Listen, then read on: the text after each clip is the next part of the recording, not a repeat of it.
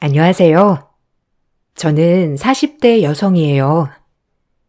전 어려서 부모님이 안 계셨어요. 세상 그 어떤 것들보다도 부모님의 부재란 참 얼마나 절망스러운지 모르실 거예요. 어려서 어렴풋이 기억이 나는 건 굉장히 부유한 집에 살았다는 것, 그리고 부모님이 교통사고로 돌아가시고 전 고아원으로 향했죠. 절 거두어줄 친척들은 단 한 명도 없더라고요. 대부분 유산들을 친척들이 가로채고 전 무일푼으로 고아원으로 향했어요. 그땐 어려서 몰랐죠. 그렇게 고아원에서 혼자 외롭게 자랐고 전 무사히 성인이 되었어요. 성인이 되고서야 이 말도 안 되는 재산 상속이 어이가 없었지만 그때는 너무 늦은 후라 어떻게 할 방법은 없더라고요. 돈이 많아 변호사를 선임할 수 있었던 것도 아니고 아무것도 모르는 무지한 20살 여자애가 뭘 할 수 있었겠어요. 참 불행 중 다행으로 머리가 영특했던 저는 대학교도 입학할 수 있었고 내 인생 멋지게 살아보리란 다짐 하나로 서울로 상경했어요. 서울에 가서 보니 얼마나 신기한 것들과 재밌는 것들이 천지인지 정말 신기했습니다. 그렇게 하루하루 대학 시절을 보내고 있을 즈음 전 대학교 선배와 눈이 맞아 사귀게 되었고 그렇게 결혼을 준비하게 되었어요. 아무것도 가진 것도 없는 저였지만 지금의 남편, 제 편만 있다면 무엇이든 헤쳐나갈 것 같은 마음으로 말이에요. 혼자인 게 외롭기도 했었고 가정을 빨리 꾸리고 싶었기 때문에 전 남편과 결혼을 준비하는 것 자체가 너무 행복했어요. 하지만 행복은 저희끼리 뿐이었고 시댁 식구들의 완강한 반대가 있었죠. 전하의 고아를 데려다가 지금 며느리를 삼으라는 거야? 뭐 하나 볼 것도 없구만. 너 진짜 눈이 어떻게 된 거 아니냐? 저 양선이 포기 못해요. 힘들게 살아온 친구예요. 제가 옆에서 보듬어주고 싶어요. 생활력도 강하고 성격도 우수하고요. 돈은 둘이 벌면 되니까 엄마는 너무 걱정 마세요. 그냥 기분 좋게 결혼만 허락해 주시면 돼요. 부탁드릴게요, 엄마. 그래도 그렇지. 우리 집도 없는 형편인데 더 없는 애를 만나서 어떡하겠다는 거야. 네 아빠 사는 거 보고도 모르니? 엄마는 너보다 조금이라도 잘난 애한테 장가 보내고 싶지. 그렇게 구질구질한 애한테 장가 보내려고 너 키운 거 아니다. 알겠어? 죄송해요. 저 여태까지 엄마 말 잘 들었는데 이번만은 포기 절대 못해요. 그러니까 엄마가 한 번만 져주세요. 시어머니는 길길이 날뛰고 저를 반대하셨지만 남편의 고집을 꺾기엔 역부족이었죠. 드라마에서 나오는 것처럼 캠퍼스를 걷고 있는 도중 시어머니란 분이 저를 찾아오기도 하셨어요. 제 얼굴을 보자마자 바로 얘기 좀 하자고 말이에요. 전 그분이 남자친구의 어머니라는 걸 곧바로 알아차리게 됐죠. 한눈에 봐도 매우 성이 나 있는 모습이었거든요. 아, 올 것이 왔다라고 말이에요. 너 양선양? 사진이랑 똑같이 생겼네. 나 우리 근수 엄마예요. 얘기 좀 할 수 있을까? 어디 조용한 데 가서 했으면 좋겠는데. 아, 네, 안녕하세요. 제가 먼저 찾아뵀어야 하는데 죄송합니다. 학교 근처에 조용한 카페가 있는데 그쪽으로 가시죠. 전 예비 시어머니를 모시고 학교 근처 카페에 도착했어요. 카페에 도착하자마자 시어머니는 저를 한참 반이 보시더라고요. 그러고 입을 떼셨죠. 드라마에서 나오는 것처럼 화를 내지도 저에게 물을 뿌리지도 않으셨지만 조곤조곤 한마디가 마음이 아파졌어요. 구구절절 맞는 말이라 딱히 드릴 말도 없었죠. 처음으로 부모님 없는 제 자신이 많이 위축되는 날이었어요. 얼마나 슬프던지. 우리 근수한테 얘기 들었어. 고아에 뭐 가진 것도 한 푼도 없고 그냥 몸뚱이 달랑 하나라고? 아니, 친척들도 없는 거야? 네, 아무도 안 계세요. 어려서부터 고아원에서 자랐고 대신 공부는 열심히 했었기 때문에 성적은 좋습니다, 어머니. 아니, 성적 가지고 말하는 게 아니고 아가씨 환경 보고 얘기하는 거야. 내가 여기까지 왔을 땐 이해했겠지? 내가 왜 왔는지. 뭐 성적이 그렇게 좋다고 하니 내가 말 안 해도 대충 알 것 같긴 해. 눈치가 있다면 말이야. 우리 근수 없이 자라서 난 우리 근수한테 날개를 달아줄 여자가 우리 며느리가 됐으면 해. 그러니까 그냥 근수를 위해서 헤어져 줘. 아무리 근수한테 말해도 안 통하니까. 아, 어머니, 그렇게 생각하는 거 이해해요. 그렇지만 가족이 없고 싶어서 없는 게 아니거든요. 제 상황 한 번만 생각해 주시면 안 될까요? 내가 거짓 적선하는 것도 아니고 그것까지 내가 알 필요 없고 그냥 난 우리 아들이 제일 중요하니까 내 말 알아들었으면 해. 예비 시어머니는 저에게 저렇게 날카롭게 한마디 하시고 자리를 일어났죠. 그 어느 때보다도 참 눈물이 많이 나더라고요.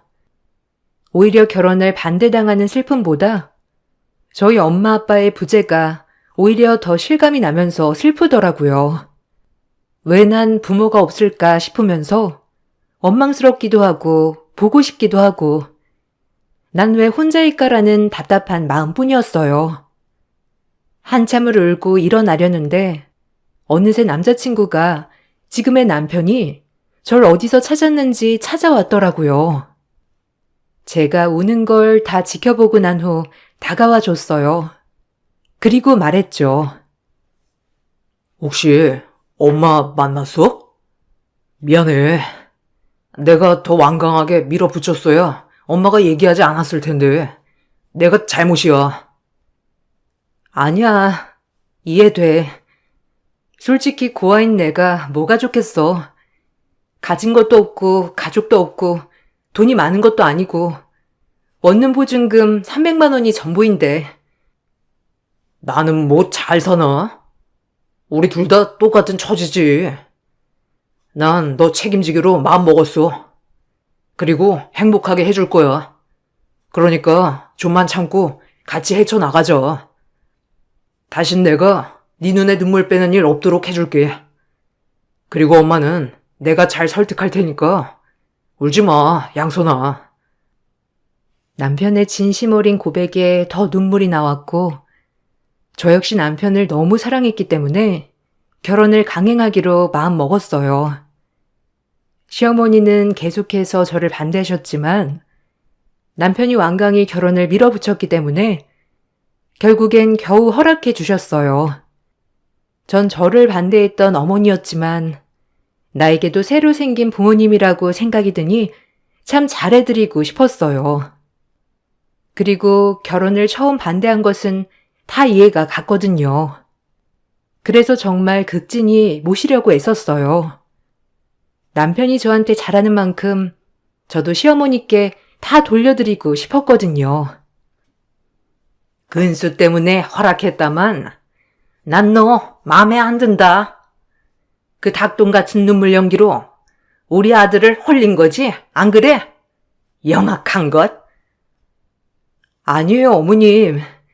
그래도 어머님이 아무리 절 밀어내셔도 전 어머님을 무조건적으로 제 편으로 만들 거예요. 두고 보세요. 아휴, 저 악발이 근성 봐. 고아원에서 그런 것만 배웠냐? 난 그래서 너같이 없이 자란 애가 싫은 거야. 악발이에 저런 집념. 절 그냥 조금 안타깝게 생각해 주시면 안 될까요? 근수 씨가 아버님이 안 계시듯이 전 그냥 양쪽 부모님이 안 계신 거니까요. 그래서 지금 네가 우리 아들 아비 없는 자식이라고 너랑 똑같다는 거야? 그래, 네 본심이 그거지. 그래서 만만하게 보고 우리 집에 시집 온 거야? 안 그래? 만만한 집이라고 우습게 보고. 난 너 같은 애를 잘 알아. 알겠니? 에휴, 소름 돋는 것.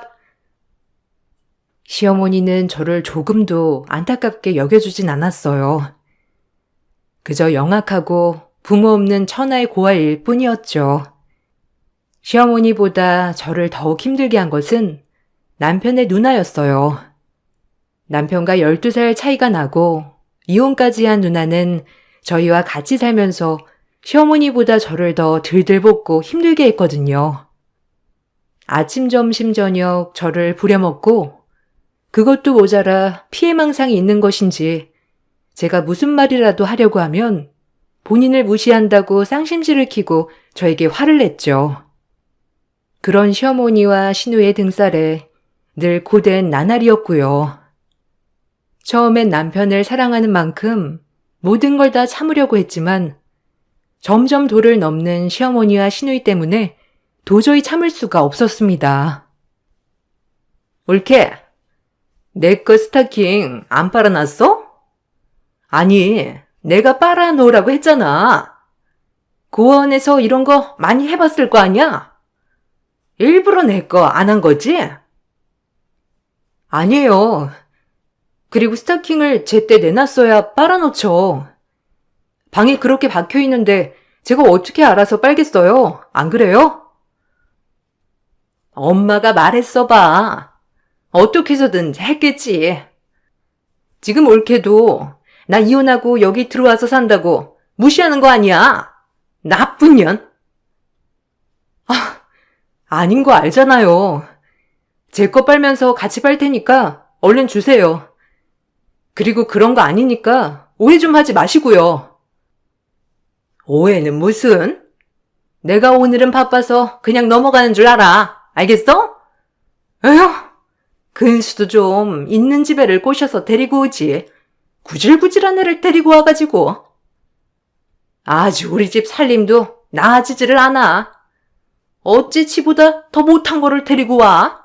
아유, 답답해. 형님, 말씀 좀 삼가주세요. 사람 위에 사람 없는 거지. 어떻게 사람한테 급을 매기고 그렇게 매번 그러시나요? 제가 아무리 그렇게 말하지 말라고 시누이 보고 애원을 해도 시누이는 제 말을 묵살하였죠. 남편을 봐서 참는 것도 한계가 있던 저는 말대꾸도 해보고 그렇게 제 자신을 보호하며 살아갔어요. 결혼 후 남편은 취직을 하였고 저도 곧바로 졸업 후 취직을 하였어요. 오히려 일을 나가니까 평일엔 좀 숨을 쉴 수 있었지만 아침에 밥을 차리고 출근하고 퇴근하면 밀린 빨래에 저녁까지 차려야 되는 일상이 고되긴 했어요. 남편은 제 눈치를 보며 저를 많이 도와주려고 했지만 그마저도 시어머니는 절대 못하게 하셨죠. 어디 남자가 부엌에 들어와서 이래라 저래라 간섭이야. 애가 하게 내버려 둬. 며느리가 이 정도는 해야지. 이것도 안 하고 살려고? 그래, 당신 나가 있어. 금방 다 해가. 먼저 씻고 TV 보고 있어요. 나 설거지만 마저 하고 갈게. 아직 좀 남아서. 남자 여자 그런 게 어딨어요. 그냥 내가 빨리 헹궈줄게. 그래야 빨리 끝나잖아. 양손이도 일하고 오느라 힘들었을 텐데. 뭐야? 그럼 어미는 놀고 먹어서 안 힘들다는 거냐? 어찌 말을 그렇게 해? 네가 시켰지? 네가 베갯머리에서 뭐라고 짓거렸길래? 참나, 올케가 시켰지? 얼마나 나불댔으면 근수가 이렇게 싸고 돌아? 아주 너네 마누라 아까워서 어디 뭐 시켜 먹겠니? 누나는 빠져. 매형 가정적이지 못해서 못 산다고 이혼했으면서 나보고는 양선이 도와주지 말라는 게 말이 돼? 이게 웬 모순이야? 뭐? 너 지금 나 이혼했다고 무시하는 거야? 엄마. 나 이제 동생한테도 이혼했다고 이렇게 무시당하는 처지야. 형제들끼리 왜 그러냐? 이게 다 여자 하나 잘못 들어와서 이 사단이지? 안 그래? 네가 말해봐라. 입이 달렸으면 네가 말해봐. 다들 그만하세요. 형님이랑 어머님도 좀 제발 그만하세요. 저 이렇게 노력하는 거 안 보이세요? 저도 진짜 지치네요. 저 하나 때문에 이렇게 집은 분란이 나기 일쑤였죠. 생각해보면 저 때문이라기보다는 늘 저를 괴롭히려고 하는 시어머니와 시누이를 못 봐주는 남편 때문에 항상 문제가 있었죠. 남편은 그렇게 늘 제 편이 되어주려 노력했어요. 그나마 그런 모습 때문에 참을 수 있었죠. 그렇게 1년쯤 지났을까요? 전 임신을 하였어요. 아무도 없던 천의 고아인 제가 이렇게 임신도 하고 남편도 있다는 생각에 돌아가신 엄마 아빠가 얼마나 보고 싶고 말하고 싶던지 너무 행복하더라고요. 산부인과에 가서 아기 집을 확인하고 온 순간이 잊혀지지 않아요. 그럼 나 아빠 되는 거야? 양손아, 진짜 고생했다. 아직 갈 길이 멀지만 내가 더 열심히 살게. 엄마도 좋아하실 거야. 그러시겠지? 오히려 손주 사랑은 할머니들이라는데 나 너무 기대되는 거 있지? 우리 진짜 열심히 잘 살자. 항상 옆에 있어줘서 고마워. 당연하지. 우리 엄마가 손주를 얼마나 기다리실 건데. 더 열심히 달릴게. 부끄럽지 않은 아빠, 그리고 남편이 되도록 말이야. 그렇게 기뻐하는 남편을 보고 나니 제 마음도 뭉클해지더라고요. 그런 모습 뒤로 시어머니와 시누이에게 얘기를 하게 되었죠. 생각보다 시어머니와 시누이는 그렇게 기뻐하진 않더라고요. 사실 이런 부분이 조금 속상했었던 건 사실이었어요. 저 역시도 임신을 하고 혹시나 하는 마음에 바로 휴직 신청을 했던 터라 어머님께 바로 말씀드렸었거든요. 하지만 그렇게 좋아 보이진 않았어요. 남들에게 물어보면 손주가 생겼다고 하면 할머니가 오히려 더 좋아한다고 하는데 저희 시어머니는 그러지 않았어요. 뭐? 임신? 에휴, 그래 뭐. 몸도 멀쩡하니 애가 생길 때가 됐구나 했긴 했어. 그래도 그렇지. 넌 네 신랑 아직 진급도 못하고 말년 팀원인데 임신을 하고 싶니? 살기도 팍팍한데 우리 집 생활비에 이것저것 빠져나가면 남는 거라도 있냐? 에휴. 어머니, 안 기쁘세요? 그래도 첫 손주인데 섭섭해요. 할머니들이 원래 더 좋아하는 거라는데 그래도 기쁘시죠? 옳게도 참 속없다. 엄마가 기뻐하는 것 같아? 참나. 없이 자란 애들은 눈치라도 있다던데 옳게는 뭐 이것도 아니고 저것도 아니고. 오히려 살림살이에 여유가 없는 저희 집의 모습을 보고 시어머니와 시누이는 아이가 생긴 것을 기뻐하지 않더라고요. 아무 일도 하지 않는 시누이와 시어머니를 저희가 부양하고 있었기에 사실 어이가 없었지만 부모니까 참자라고만 생각했어요. 그리고 임신 3개월 정도가 되었을 때 시어머니는 일을 구하셨다며 갑자기 말씀을 하시더라고요. 조금 당황하기도 했었죠.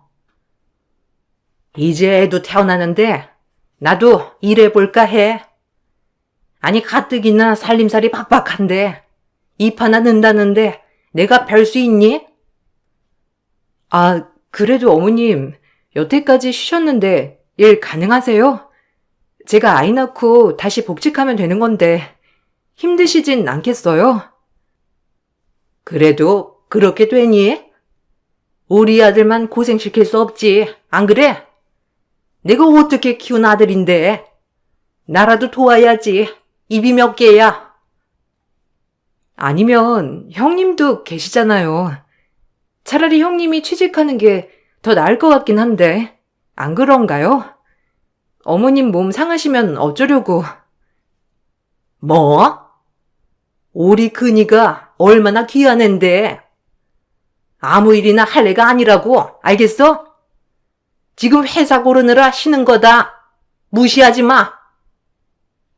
신우이가 일을 하는 게 낫지 않겠냐고 말하자 시어머니는 신우이가 들어갈 회사를 고르느라 쉬고 있는 거라며 신우이를 두둔했죠.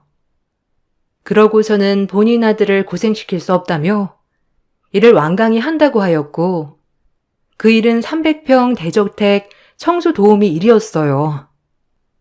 처음엔 당황하기도 했었고 그렇게 일을 하실 수 있나 의문이 들었지만 어머니는 왜인지 계속 하신다고 하더라고요. 신우이도 마찬가지로 시어머니를 응원하는 모습이었고요. 남편과 좀 말렸지만 시어머니를 뜯어 말릴 순 없었어요. 1년만이라도 하겠다고 했으니까요. 엄마, 그 청소일이 얼마나 힘든데 그러세요.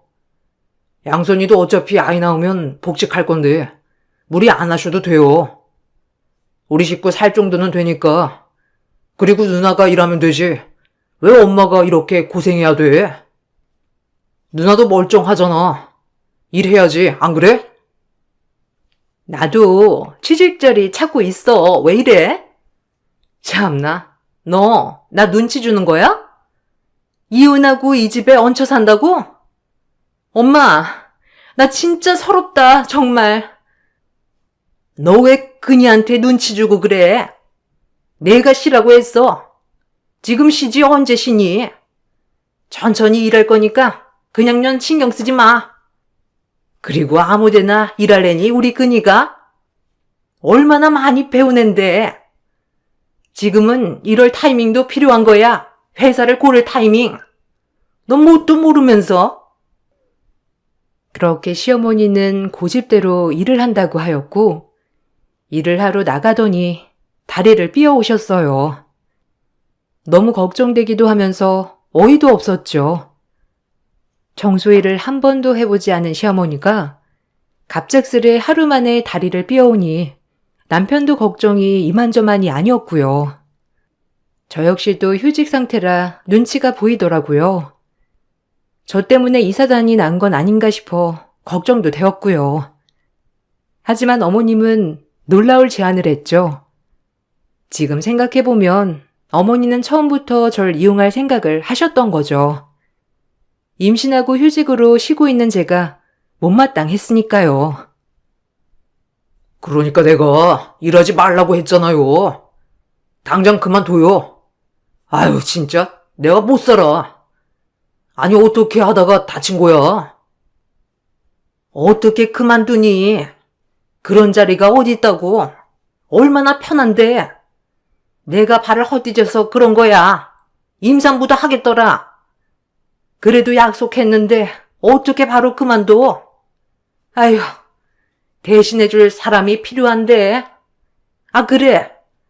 새아기가 해보는 게 어때? 너 어차피 지금 일도 안 하고 있잖아. 네? 아, 저는 임신해서 청소일은 불가능할 것 같은데요. 그건 곤란할 것 같아요. 죄송해요, 어머니. 어쩔 수 없네요. 아니, 그럼 어쩌니? 그렇게 아주 꿀보직을 놓칠 수가 있어? 네가 시험시험 하면서 좀 해. 거기 사람들도 다 좋더라. 아, 누나 시켜. 왜 양선이한테 그래? 멀쩡한 누나는 놀고 있는데 임산부한테 그렇게 하라는 게 말이 돼? 엄마도 참. 거기가 진짜 좋다니까. 너 회사 복직하는 것보다 편할 거다. 얼마나 사모님이 우아하고 괜찮은데. 내가 진짜 발만 헛디지지 않았더라도 70까지 일할 수 있었다니까. 나 다리 나을 때까지만이라도 네가 좀 해라. 어? 누나는 이제 다른 데 취직한대잖니. 그냥 좀 네가 해라. 어차피 옛날엔 애 갖고도 내과에 가서 빨래하고 그랬는데 뭐가 그렇게 힘들다고 그러니? 남편도 어이없어 했지만 시어머니가 다리가 나을 때까지만이라도 대타로 나가달라고 하도 부탁을 하셔서 그렇게 나가기로 했어요. 시누이는 뭐 어디 취직을 했는지 코빼기도 보이지 않는 상태였고요. 어머님이 오랜만에 일을 하셨던 거라 이런 일을 놓치고 싶지 않아 하시나 보다 하면서 말이죠. 그렇게 전 임신을 한 몸으로 대저택의 청소부로 들어가게 되었어요. 다시 입사 지원서를 써서 내었고 청소를 하는데 생각보다 많이 힘들지는 않았던 게 그래도 일하시는 분이 8명 정도 있었거든요. 저는 방 청소를 도맡았기 때문에 방들만 깨끗이 하면 되는 일이었죠. 하지만 한 달이 지나서 월급날이 되었는데 월급은 통장에 꽂히지 않았어요. 어찌된 영문인지 그 집 집사님에게 물어보니 대답이 과간이더라고요. 얼마나 어이가 없던지 순간 당황해서 말을 잇지 못했어요. 이때부터 느꼈죠. 철저히 어머님이 절 이용하고 계신다는 걸. 참 가족이라고 생각했던 사람이 이용한다는 걸 알았을 때 마음이 아팠어요. 그것 월급 통장은 시어머니가 그대로 하라고 하던데요. 어차피 같이 살고 있다고 그래서 김감래 통장으로 들어가고 있어요. 네? 그럼 그 돈 모두가 어머님 통장에 들어간다고요? 네, 알겠습니다. 그럼 어머님이랑 얘기 나눠볼게요. 전 그 길로 퇴근 후 어머님께 집에 와 말을 했죠. 하지만 어머님의 반응은 당혹스러울 정도로 뻔뻔하셨어요. 그 뻔뻔한 태도에 내가 잘못된 건가? 라는 생각을 할 정도로 저 자신을 의심하게 되더라고요. 아마 이런 게 가스라이팅이 아닌가 싶었고요. 분명 잘못된 걸 알지만 너무 뻔뻔하신 태도에 제가 할 말을 잃었고요. 그리고 매번 돈을 돌려준다는 말만 하셨었죠. 어머님, 통장으로 제 월급이 들어갔다고 하던데 월급 통장 바꿀게요. 그래도 일은 제가 하는 건데 돈을 제가 받아야 할 것 같아요. 아니, 너 지금 나 못 믿어서 그러는 거냐? 내가 너 아기 낳으면 다 알아서 해주려고 했다. 그리고 잠깐만 하는 건데 뭘 그렇게 까탈스럽게 굴어? 네 입으로 우리 가족이라고 하지 않았니? 아주 웃긴다. 무늬만 가족이었지. 아주 네 입맛대로. 네? 아니, 그게 아니고 당연히 일하는 사람이 월급을 받는 게 맞는 거죠. 어머님, 이건 다른 사람들한테 물어봐도 마찬가지일 거예요. 뭐야? 그럼 내가 네 돈을 작정하고 빼돌린다는 거야? 아이고, 억울해라. 동네 사람들, 여기 며느리가 시엠이 참는 것 좀 보세요. 아이고, 억울해라. 전화에 고가 걷었더니 이제 나를 아주 가르치려 드네. 아이고, 속상해. 내가 며느리를 잘못 들였지, 잘못 들였어. 어머님이 드러누워 눈물을 흘리시는 모습을 보니 저 역시 할 말을 잃었어요. 정말 억울한 걸까라는 생각도 들더라고요. 아마 이런 게 가스라이팅이 아니었나 싶더라고요. 지금 생각해보면 남편에게 말을 할까 했지만 가뜩이나 어머님에게 매번 저 때문에 말대꾸하는 남편, 이번에 돈 문제까지 엮이게 되면 크게 화가 날까봐 말도 하지 않았죠. 그래, 아기 낳으면 다 주시겠지라는 마음으로 그냥 참았어요. 지금 당장 돈이 아쉬운 것도 아니었거든요.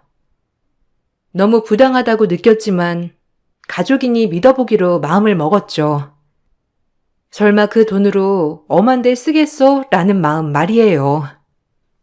그래서 넘어갔어요. 지금은 시기가 아니라고 판단하였고, 그렇게 전 계속해서 일을 나갔어요. 다행히 청소하시는 분들이 나이대가 좀 있으셨는데, 참 엄마같이 잘해주시더라고요. 제가 살아온 환경을 얘기한 적은 없지만, 얼마나 엄마처럼 살뜰히 따뜻하게 대해주셨는지 몰라요. 참 고마웠습니다. 남이 이렇게 절 잘 챙겨주는 게 남편 이후로 처음이었거든요. 그래서 힘은 들었지만 재미나게 일을 할 수 있었습니다. 오히려 마음이 풍요로웠거든요. 아유, 배불러서 일하기 힘들 텐데 어쩜 이렇게 야물딱져? 정말 결혼한 게 안타깝다. 내 며느리 시켰으면 딱이었을 텐데. 에이, 아주머니가 좋게 봐주셔서 감사하죠. 여사님들이 이렇게 저 배려해주시고 도와주셔서 다 가능한 일이에요. 너무 감사해요. 아유, 어쩜 저렇게 말도 예쁘게 할까? 정말 감내씨가 부럽다, 부러워. 아니, 시어머니 대신 이렇게 일해주는 며느리가 어딨어? 늘 여사님들이 절 챙겨주셔서 참 감사한 마음 하나로 일했어요. 오히려 태교를 하는 기분으로 말이에요. 그리고 한참 일을 했을 무렵 어느 날 저에게 놀랄 만한 반전이 펼쳐졌어요. 한 번도 뵙지 못한 사장님이 급하게 절 보자고 한 것이었어요. 청소 도우미들이 많았기 때문에 저를 콕 집어서 불렀다는 것이 내심 초조하고 불안했어요. 혹시라도 임신했다고 저를 내치려는 게 아닐까. 그럼 어머님 일자리는 어쩌지? 이런 마음도 들었어요. 하지만 절 부르신 이유는 정말 초특급 놀랄만한 반전이었습니다. 너 양선 씨 맞나요? 지원서 보고 너무 놀라서 집사님한테 노양선 씨를 보고 싶다고 불렀어요. 많이 놀랐죠? 네, 혹시 무슨 일로 제가 임신을 해서 그런가요? 일하기 불편할까봐? 나름 도움 많이 받고 일하고 있어서 괜찮아요. 아유, 양선이구나. 청주가 고향 맞지? 아버지 이름이 노대평 씨, 맞지? 널 그렇게 찾았는데 어떻게 여기서 만나? 사장님 입에서 나온 것은 저희 돌아가신 아버지 성함이었어요. 저의 고향까지 말씀해 주시는 사장님을 보고 어안이 벙벙하며 이게 무슨 일인가 싶더라고요. 돌아가시고 단 한 번도 제 마음속에서 꺼내본 적 없는 이름, 노대평. 저희 아버지 성함이었죠. 저희 아버지를 어떻게 아세요? 아니, 고향은 어떻게 알고, 혹시 저희 아버지랑 아시는 분이세요? 네? 미안하다. 내가 널 적극적으로 찾았어야 했는데 그러지 못했어. 먹고 사는 게 바빠서 널 찾을 땐 고아원으로 가버렸다는 거 외엔 아무 정보도 없더구나. 내가 죽으면 우리 노사장님 얼굴을 어찌 보나 했는데 이제서야 바로 볼 수 있겠어. 사장님은 천천히 얘기를 들려주었어요. 그 말은 저희 아버지가 건설사를 운영했을 때 같이 일했던 바로 아버지의 오른팔이었죠. 갑작스런 아버지와 엄마의 교통사고로 사망보험금과 모든 것들이 뿔뿔이 친척들에게 돌아가고 남은 회사를 바로잡아 일으킨 게 지금의 사장님이더라고요. 사장님은 저를 계속 찾으려고 했지만 친척들은 모른다는 말만 되풀이 하더래요. 그렇게 사방팔방 저를 찾다 못 찾았고 청소부가 된 저를 마주하게 된 거였죠. 사장님은 회사를 제 것이라고 했어요. 아무 욕심도 없다고 했죠. 이게 다 네 거야. 난 단지 너희 아버지 대신 했던 것뿐이야. 너를 얼마나 찾았는지 네가 이 회사를 이끌어갈 수 있게 내가 도와주마. 사실인가요? 믿기지 않아요. 어떻게 저희 아버지 회사에... 사실 전 아버지 기억이 그렇게 많지 않아요. 널 얼마나 예뻐하셨는 줄 아냐? 그 하나 있는 외동딸 다 해줄 거라고 입에 달고 살았단다. 이젠 내가 아버지처럼 도와주마. 나도 너희 아버지에게 도움받은 것도 많아. 지금도 마찬가지지. 내가 이렇게 살 수 있었던 것도 너희 아버지 덕분이야. 우리 사장님 말이야. 전 그렇게 회사를 되찾게 되었고, 한순간에 갑작스런 건설사 후계자가 되었죠. 정말 사람 앞일은 모르는 거였어요. 이 사실을 알게 된 시어머니와 시누이는 급작스럽게 태도를 돌변하며 저에게 얼마나 살갑게 구시던지 참 사람의 본성이 무섭더라고요. 아니, 우리 며느리가 그럼 후계자? 그 모시기라는 거야? 아유, 어쩐지. 애가 돈은 없어도 귀티가 줄줄 흐르더라니만. 원래가 있는 집 자식이었구나. 우리 근수가 잘 물었어 아주. 부모도 없는데 그 회사가 누구 거겠어? 우리 근수 거지. 뭐라고? 당신 지금 말 다 했어? 그동안 내 돈 다 갈취하고 빼돌리고 임신부인 날 청소부로 넘긴 것도 모자라서 이젠 우리 아빠 회사까지 꿀꺽하려 해? 저 정말 잘하고 싶었어요.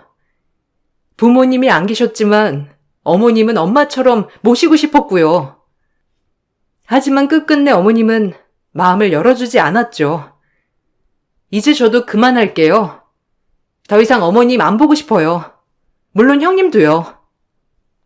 아니, 왜 나까지 그래? 내가 뭘 어쨌다고.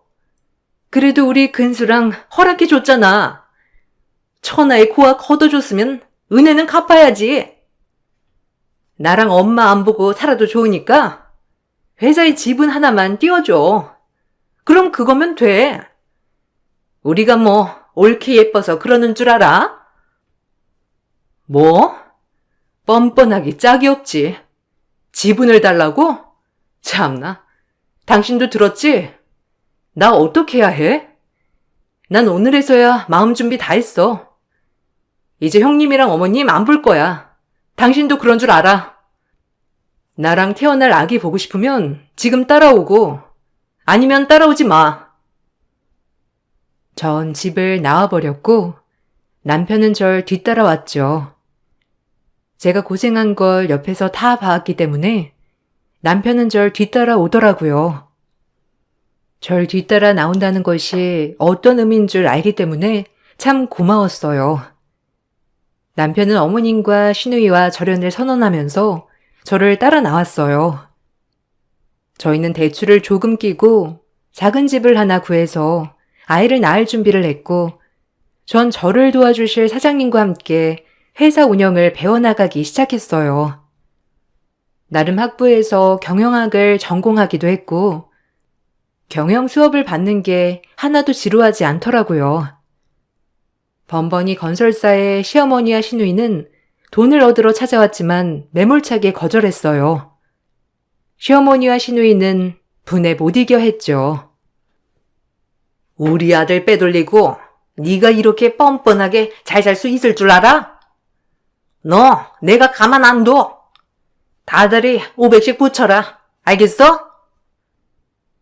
미쳤군, 아줌마. 아줌마, 사지 멀쩡한 딸 나가서 일이라도 시켜요. 여기 와서 구걸해대지 말고.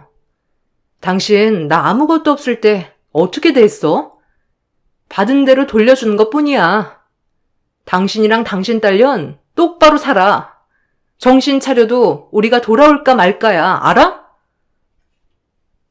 너 뭐라고 했어? 딸년? 이게 돌았나? 돈 좀 생겼다고 우릴 아주 가짱게 본다 이거지? 근수 불러! 근수 불러란 말이야! 나 여기 있어. 엄마랑 누나 돌아가. 나 더 이상 가지 않을 거야. 이제 우리 가정 지킬 거니까 엄마랑 누나가 뿌린 대로 거두는 거라고 생각해요. 그동안 양선이가 일했던 돈 어차피 엄마 계좌로 다 빼돌렸다며. 아, 진짜. 사람 같지도 않지. 이제 찾아오지 마요. 참고로 그동안 갈취한 내 돈, 내 월급도 돌려줘요. 설마 이걸 쓱싹 하려고 하는 건 아니겠지? 쓱싹 하는 순간 소송 들어갑니다. 그렇게 저희는 확실하게 어머님과 누님을 정리했어요. 들려오는 말에 의하면 형님은 이제서야 일을 구해서 한다고 하더라고요. 그리고 제 돈을 갈취한 부분에 있어서 끝까지 돌려주지 않으려 하다가 제가 소송을 걸려고 하는 낌새가 있자 신우이에게 문자가 왔어요. 다달이 이자 쳐서 갚을게. 300만 원씩. 이제 엄마랑 나랑 일 시작해서 그렇게 갚을 수 있을 것 같아. 그러니까 소송은 하지 말아줘. 이 문자를 받고 나서 어처구니가 없었죠. 그렇게 본인들이 잘못한 걸 알았으면서 그동안 부모 없는 고아라고 절 함부로 대했다는 게 더 화가 나더라고요. 그래도 이자 쳐서 다달이 갚는다고 하니 정말 남편을 봐서 넘어가기로 했죠. 어차피 끝난 인연이니 돈만 돌려받으면 되니까요. 그리고 실제로 다달이 300씩 입금을 하더라고요. 법도 뭣도 모르는 모녀가 그래도 소송은 무서웠나 보더라고요. 그 돈을 받는데 피식 웃음이 났어요. 그리고 전 아이도 낳았고 3개월 만에 회사에 복직을 해 배우고 실무를 쌓아갔죠. 그리고 그 아이가 커서 지금은 초등학생입니다. 아직까지 제 옆에서 도와주신 아저씨 그리고 남편이 있어 회사를 착실히 운영해 나가고 있죠. 처음이라 허둥대는 것들도 많았지만 지금은 나름 적응해서 돌아가신 아빠의 회사를 잘 이끌어가고 있어요. 사실 기억이 가물가물한 아빠와 엄마지만 그래도 살아계셨을 때 사람 귀한 줄 알고 사람 관리를 잘해 지금의 제가 이렇게 누리고 있는 거라고 생각해요. 절 도와주신 아저씨는 제가 젊었을 때 아빠랑 똑같다고 늘 누누이 말해요. 사업 감각이라든지 일처리라든지 일에서 피는 못 속인다고 하나 봐요. 요새 일을 하면 할수록 너무 아빠 엄마가 보고 싶어요. 실제로 살아계셨으면 어떨까 하고요. 친척들 한 명도 없이 외로웠지만 지금은 제2의 아버지처럼 정말 물심양면 도와주신 아저씨가 있어서 행복해요. 거기다 아이와 남편까지 정말 행복한 요즘이죠. 언제까지가 될 줄은 모르겠지만 이 끝이 어딘지 열심히 달려가 보려 합니다. 여러분들도 혹시라도 근심과 시련이 있을 때 너무 낙담하지 마세요. 언젠가 다 돌아오게 되어 있더라고요. 모든 사람이 행복해지길 바랍니다. 제 글 읽어주신 분들 감사해요. 안녕하세요. 저는 30대 후반 여자입니다. 결혼 생활하는 동안 시모와 지속적으로 마찰이 생기다가 결국 좋지 않은 결말을 보고 말았습니다. 뒤늦게서야 후회하는 모습을 보니 안타깝기만 하네요. 처음부터 시모의 관계가 나쁜 건 아니었어요. 결혼 초에는 상당히 잘 대해주셨는데 제가 교통사고로 다리가 불편해지다 보니 일을 할 수가 없게 되는 상황이 생기면서 처음에는 겉으로 표현은 안 하셨지만 시간이 지날수록 불만을 털어 놓으셨습니다.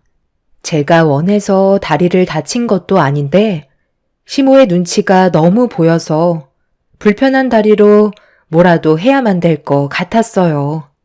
그래서 할 수 있는 일을 찾기 위해 노력했지만 그것 또한 쉽지 않았습니다. 남편은 그렇게까지 하지 않아도 된다고 했지만 저는 시모와의 관계가 다시 예전처럼 웃고 지냈을 때로 돌아가고 싶어 뭐라도 해야만 했었죠. 하지만 계속되는 다리의 불편함이 제 발목을 잡게 되면서 지속적으로 저를 힘들게 만들었습니다. 결국 시모가 저를 향한 불만들을 다시 한번 쏟아내자 참아왔던 눈물이 터지면서 서운했던 것들을 털어놓고 말았죠. 남편도 중간에서 많이 힘들었는지 시모에게 제가 노력하는 것도 봐달라고 했지만 오히려 남편이 제 편을 들어주면서 시모의 안 좋은 감정 상태는 더욱더 커지게 되었고 그런 상황들이 돌이킬 수 없는 결과로 이어지면서 1년 동안 연락을 끊고 말았죠. 네가 그때 사고만 안 났어도 내 아들은 고생을 안 했겠지. 이게 누구 탓이야? 내가 오죽했으면 이렇게까지 화가 나겠어? 하루 이틀도 아니고 언제까지 내 아들이 너를 먹여 살려야 되는 거냐? 아이라도 가졌으면 내가 말을 안 해. 다리가 불편해서 아이를 가지면 제대로 돌봐주지도 못할 것 같다고 계속 미루고 있었잖아. 언제까지 이런 식으로 살 건데? 더 이상 고생만 하는 모습 보고 싶지 않아. 사람이 살다 보면 이런 일 저런 일 있다곤 하지만 너희들은 아직 한창인 나이인데 벌써부터 이런 식으로 불행이 생겨서 한쪽이 모든 걸 짊어져야 한다는 게 나는 불공평하다고 생각된다. 그러니까 여기서 그만 정리해줬으면 좋겠다. 엄마, 그건 저희가 알아서 할 문제예요. 이 사람 몸에 장애가 생겼다고 내쳐야 한다는 엄마 생각을 저는 이해할 수가 없어요. 이제 그만 찾아오세요. 지금 충분히 행복하고 몸이 정상적으로 회복하는 데까지 시간이 오래 걸리는 것 뿐이에요. 엄마가 옆에서 닥달하지 않으셔도 저희가 알아서 한다고요. 뭘 알아서 해? 저 다리가 정상적으로 보이니? 철심까지 박아서 절고 있는 상황인데 언제 몸이 회복된다는 건데? 사고가 난 지 벌써 1년이 지났다. 그리고 그 시간 동안 네가 계속 고생을 하고 있는 거고 언제까지 지켜봐야 하는 거니? 내가 세상 떠날 때까지 지켜만 보면 되는 거야? 엄마 속은 지금 까맣게 타들어가는 거 안 보이니? 이런 결혼 생활 보고 싶어서 너를 보낸 줄 알아? 결혼은 한쪽으로만 치우쳐서는 안 되는 거야. 서로가 공평해야 되는 거라고. 어머님, 제가 잘할게요. 저도 지금 최대한 노력하고 있는 중이에요. 밖에서 일을 하는 건 무리가 있어서 다른 방법을 찾고는 있는데 시간이 좀 더 필요해서 이 사람이 그동안 저를 도와주기로 했어요. 분명 열심히 하다 보면 또 다른 길이 열릴 거예요. 그때까지만 저희 지켜봐 주실 수 없는 거예요? 부탁드릴게요. 부탁? 너 지금 나한테 부탁이라고 했니? 할 말이 그것밖에 없는 거야? 그 입에서 나오는 말은 죄다 죄송해요. 지켜봐 주세요. 열심히 할게요. 이 말 말고는 없는 거냐고. 뭘 하고 있으면 나를 만족시킬 만한 결과를 내놔야 내가 그걸 믿고 지켜보던 할 거 아니야? 무작정 한도 끝도 없이 열심히만 한다면 내가 마음이 놓이겠니? 뭘 하고 있는데? 당장 결과물 좀 내놔봐라. 왜 말을 못해? 열심히 하고 있다며. 어느 정도 성과가 있는지 보여달라니까. 아직 준비 단계라 조금 더 시간이 좀 필요해요. 이 사람이 회사에서만 일하다가 처음으로 사업을 하는 건데 성과가 나오려면 어느 정도 시간이 필요하죠. 그러니까 지금 너 말은 되어 있는 게 아무것도 없다는 거네. 계속 시간만 버리고 있었다는 거잖아. 내 말이 맞는 거지? 성과도 없이 시간만 버리고 있다는 거잖아.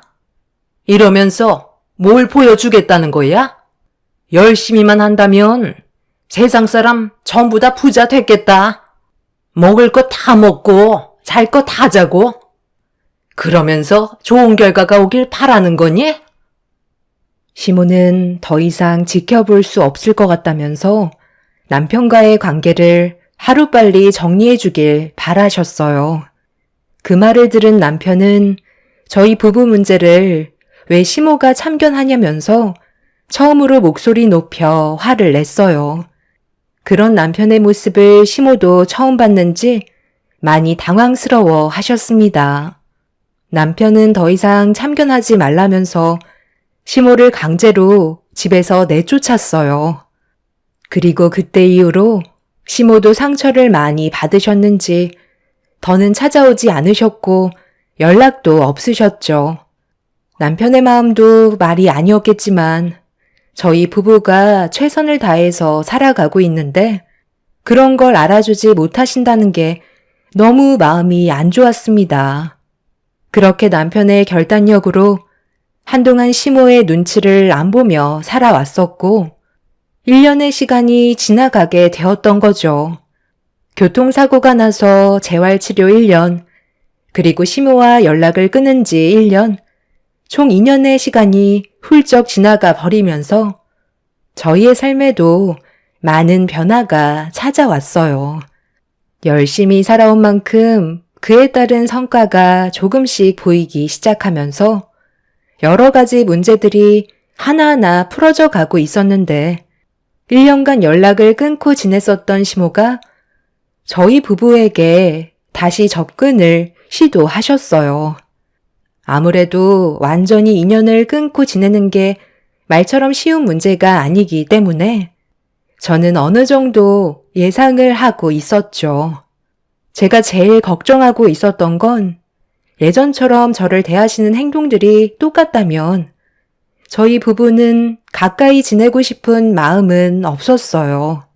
시모도 어느 정도 예상을 하고 있었는지 처음 연락을 시도하셨을 때 1년 전과는 다른 모습을 보여주셨고 상당히 조심하셨어요. 저는 시간이 어느 정도 해결해 준 것 같아 시모를 이해해 드릴 마음이 있었는데 그건 제 착각이었고 시모의 또 다른 모습을 보게 되었죠. 내가 걱정했던 거와 다르게 너희들이 잘 지내고 있는 모습을 보니 나 또한 안심이 되긴 하다만 언제까지 이렇게 살 거야? 둘 중 하나만 해야 되지 않겠어? 내 아들이 그동안 이 정도의 성과까지 끌어올린 거에 대한 보상을 어느 정도는 해줘야 되는 거 아니니? 네가 운영하는 사업이 잘 되고 있으면 둘이 같이 해도 되는 거잖아. 아직까지 어떻게 될지 잘 몰라서요. 좀 더 시간이 필요할 것 같아요. 섣부르게 판단해서 결정한다고 좋은 결과가 따라오는 건 아니니까요. 일적인 문제는 저희가 알아서 할 테니까 그런 건 신경 쓰지 마세요. 저는 아직까지 엄마한테 서운한 게 다 풀린 건 아니에요. 그러니 서로 최대한 조심해 줬으면 좋겠어요. 오늘 주무시고 가신다고 하셔서 방 하나는 비워놓긴 했지만 꼭 이렇게까지 하셔야 되겠어요.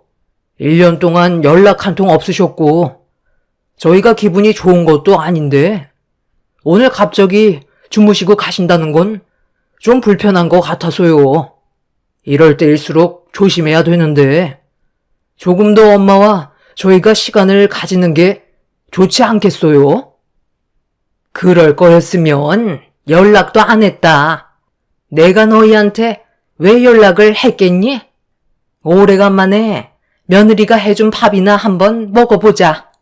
다리가 불편하면 안 해도 되고. 시모와 연락이 되고 처음 얼굴을 보게 된 날, 남편은 어느 정도 거리를 두고 싶어 했지만 시모는 그날 저희와 함께하고 싶어 하셨어요. 그래서 어쩔 수 없이 방 하나를 내어드리게 되었고 저녁까지 대접해 드렸었죠. 문제는 다음날 댁으로 돌아가셔야 하는데 시모는 좀처럼 움직이려 하지 않으셨어요. 그날 아침에 남편이 출근할 때 같이 나가시겠다고 하셨는데 몸이 좀 안 좋으시다며 방 안에서 나오지 않으셨죠. 어쩔 수 없이 저희는 시모가 편한 시간대 댁으로 돌아가실 거라고 생각하고 있었지만 화장실을 가실 때 빼곤 일절 나오지 않으셨어요. 저는 집에서 쇼핑몰 창업을 운영하고 있었기 때문에 상당히 정신없이 움직여야만 해서 시모를 제대로 챙겨드리지 못하고 있었습니다. 업무가 시작되면서부터 제대로 앉아있을 시간도 없을 정도로 많이 바빠진 상태라 밀린 일들을 처리하는데 상당히 많은 시간이 필요했어요. 다리도 불편해서 빠릿하게 움직일 수가 없었죠. 그렇게 땀 흘리며 일을 하고 있었는데 시모가 방문을 열며 저에게 말을 붙여왔어요. 그런데 그 일은 언제 끝나는 거야? 지금 시간이 몇 시인지 알고는 있는 거니? 너는 시애미를 굶길 작정이야? 벌써 점심시간이 훌쩍 지나버렸다. 아, 벌써 그렇게 됐어요? 제가 요즘 일이 너무 바빠서 점심을 거의 거르다시피 해요. 밥 먹을 시간도 아까울 정도로 주문이 상당히 많이 들어왔거든요. 에휴, 그래봤자 푼돈이지. 일하는 거에 비해 얼마 못 버는 거 아니야? 사람이 다 먹고 살기 위해 일하는 건데 밥은 넘기고 하는 게 좋지 않겠니? 나 배고프다니까. 시모는 댁에 가실 생각이 아예 없으신 건지 방에서 나올 생각이 전혀 없으신 것 같아 보였어요. 시모를 무시하고 밀린 업무를 처리하기에는 계속 신경이 쓰이다 보니 어쩔 수 없이 점심 식사를 차려드린 뒤 저는 또다시 밀린 업무를 처리하고 있었습니다. 고객과의 약속이 최우선이라 택배 오는 시간에 맞춰서 최대한 많은 물건들을 포장해야만 했어요. 시모는 제가 땀 흘리며 일을 하고 있는 모습을 빤히 쳐다보시면서 식사를 하시더니 저를 보며 한마디 하셨습니다. 다리가 꽤 괜찮아졌나 봐. 그래도 작년보다 움직임이 훨씬 수월해졌는데 그 정도면 정상적인 생활하는데 그게 문제는 없겠어? 일도 어느 정도 안정적이라면서? 그럼 아이 계획도 슬슬 세워야 하지 않겠어? 한두 살 더 먹으면 나중에 아이 가지려 해도 마음처럼 되지 않을 수가 있다. 지금 당장 여건이 안 된다고 아이를 가지는 게 두렵다고 생각해서 계속 미루다 보면 네가 원하는 여유가 생겼을 때는 이미 늦어버렸을지도 모른다. 이왕 말 나온 김에 서둘러 계획해보는 게 어떻겠니? 네가 손주 하나 낳아주면 내가 옆에서 도와줄 수도 있잖아? 어른 말 들으면 자다가도 떡이 생기는 거야. 저도 아이를 가지는 거에 고민은 안 하는 건 아닌데요. 그래도 지금 상황에서 아이 계획은 좀 이른 것 같아요. 어느 정도 여건이 되면 그때 생각해 볼게요. 내가 지금 입 아프게 한참 동안 얘기했는데 시미 말을 어디로 들은 거야? 네가 손주를 낳아주면 내가 가만히 있겠니? 옆에서 도와줄 거 아니야? 저 혼자 결정할 수 있는 문제가 아니에요. 어머님께서 무슨 말씀 하시는지 충분히 알고 있어요. 저희한테도 어느 정도 시간이 필요한 문제예요. 에휴, 이렇게 말귀를 못 알아들으니까 1년 전에도 내가 너한테 잔소리를 늘어놓았던 거야. 아유, 속 터져. 밥 다 먹었으니까 후식이나 좀 내와봐라. 갑자기 저한테 왜 화를 내시는 건지 시모의 행동을 이해할 수가 없겠더라고요. 무작정 아이를 낳는다고 해서 모든 게 해결되는 것도 아니고 저희 부부도 어느 정도 계획을 세워야 하는 거고 남편의 의견도 들어봐야 하는 건데 시모와 의견이 다르다고 무작정 화를 내시는 시모의 모습이 저를 당황스럽게 만들었습니다. 그리고 시모는 집으로 돌아가실 생각이 전혀 없어 보이셨어요. 아예 저희 집에서 눌러붙어 사시려는 것 같아 보이길래 겉으론 표현을 안 했지만 조금씩 신경이 쓰이기 시작했죠. 남편은 저와 시모가 단둘이 집에 있는 게 신경이 쓰였는지 전화를 했길래 잠깐 집 밖으로 나가서 어떤 상황인지 대충 알려주었어요. 빨리 돌아가시라고 닥달하기도 그래서 그날은 집으로 돌아가실 거라며 불편해하는 남편한테 침착하게 설명한 뒤에 저녁에 다시 와서 얘기하자고 대화를 마무리 지었습니다. 그렇게 남편이 퇴근하고 집에 들어오면서 저도 그날 하루의 업무를 끝낸 뒤 저녁 식사 준비를 하고 있었는데 남편이 시모의 방문을 노크한 뒤에 바로 들어갔어요. 문 밖에까지 들리는 남편의 목소리는 언제 집으로 돌아가시냐는 거였죠. 저도 불편하지만 남편도 많이 불편해 보이는 것 같았고 제가 일하는 거에 지장이 많이 생겨서 나중에 시간 될 때 다시 오시는 게 좋을 것 같다며 최대한 침착하게 설득하려고 노력을 했지만 시모는 돌아가지 않으시겠다고 고집을 부리셨어요. 아니, 도대체 뭐가 문제예요? 하룻밤 주무셨으면 나중에 다시 오시면 되잖아요. 이렇게까지 고집 부릴 일이에요? 엄마, 무슨 문제 있는 건 아니죠? 아니야.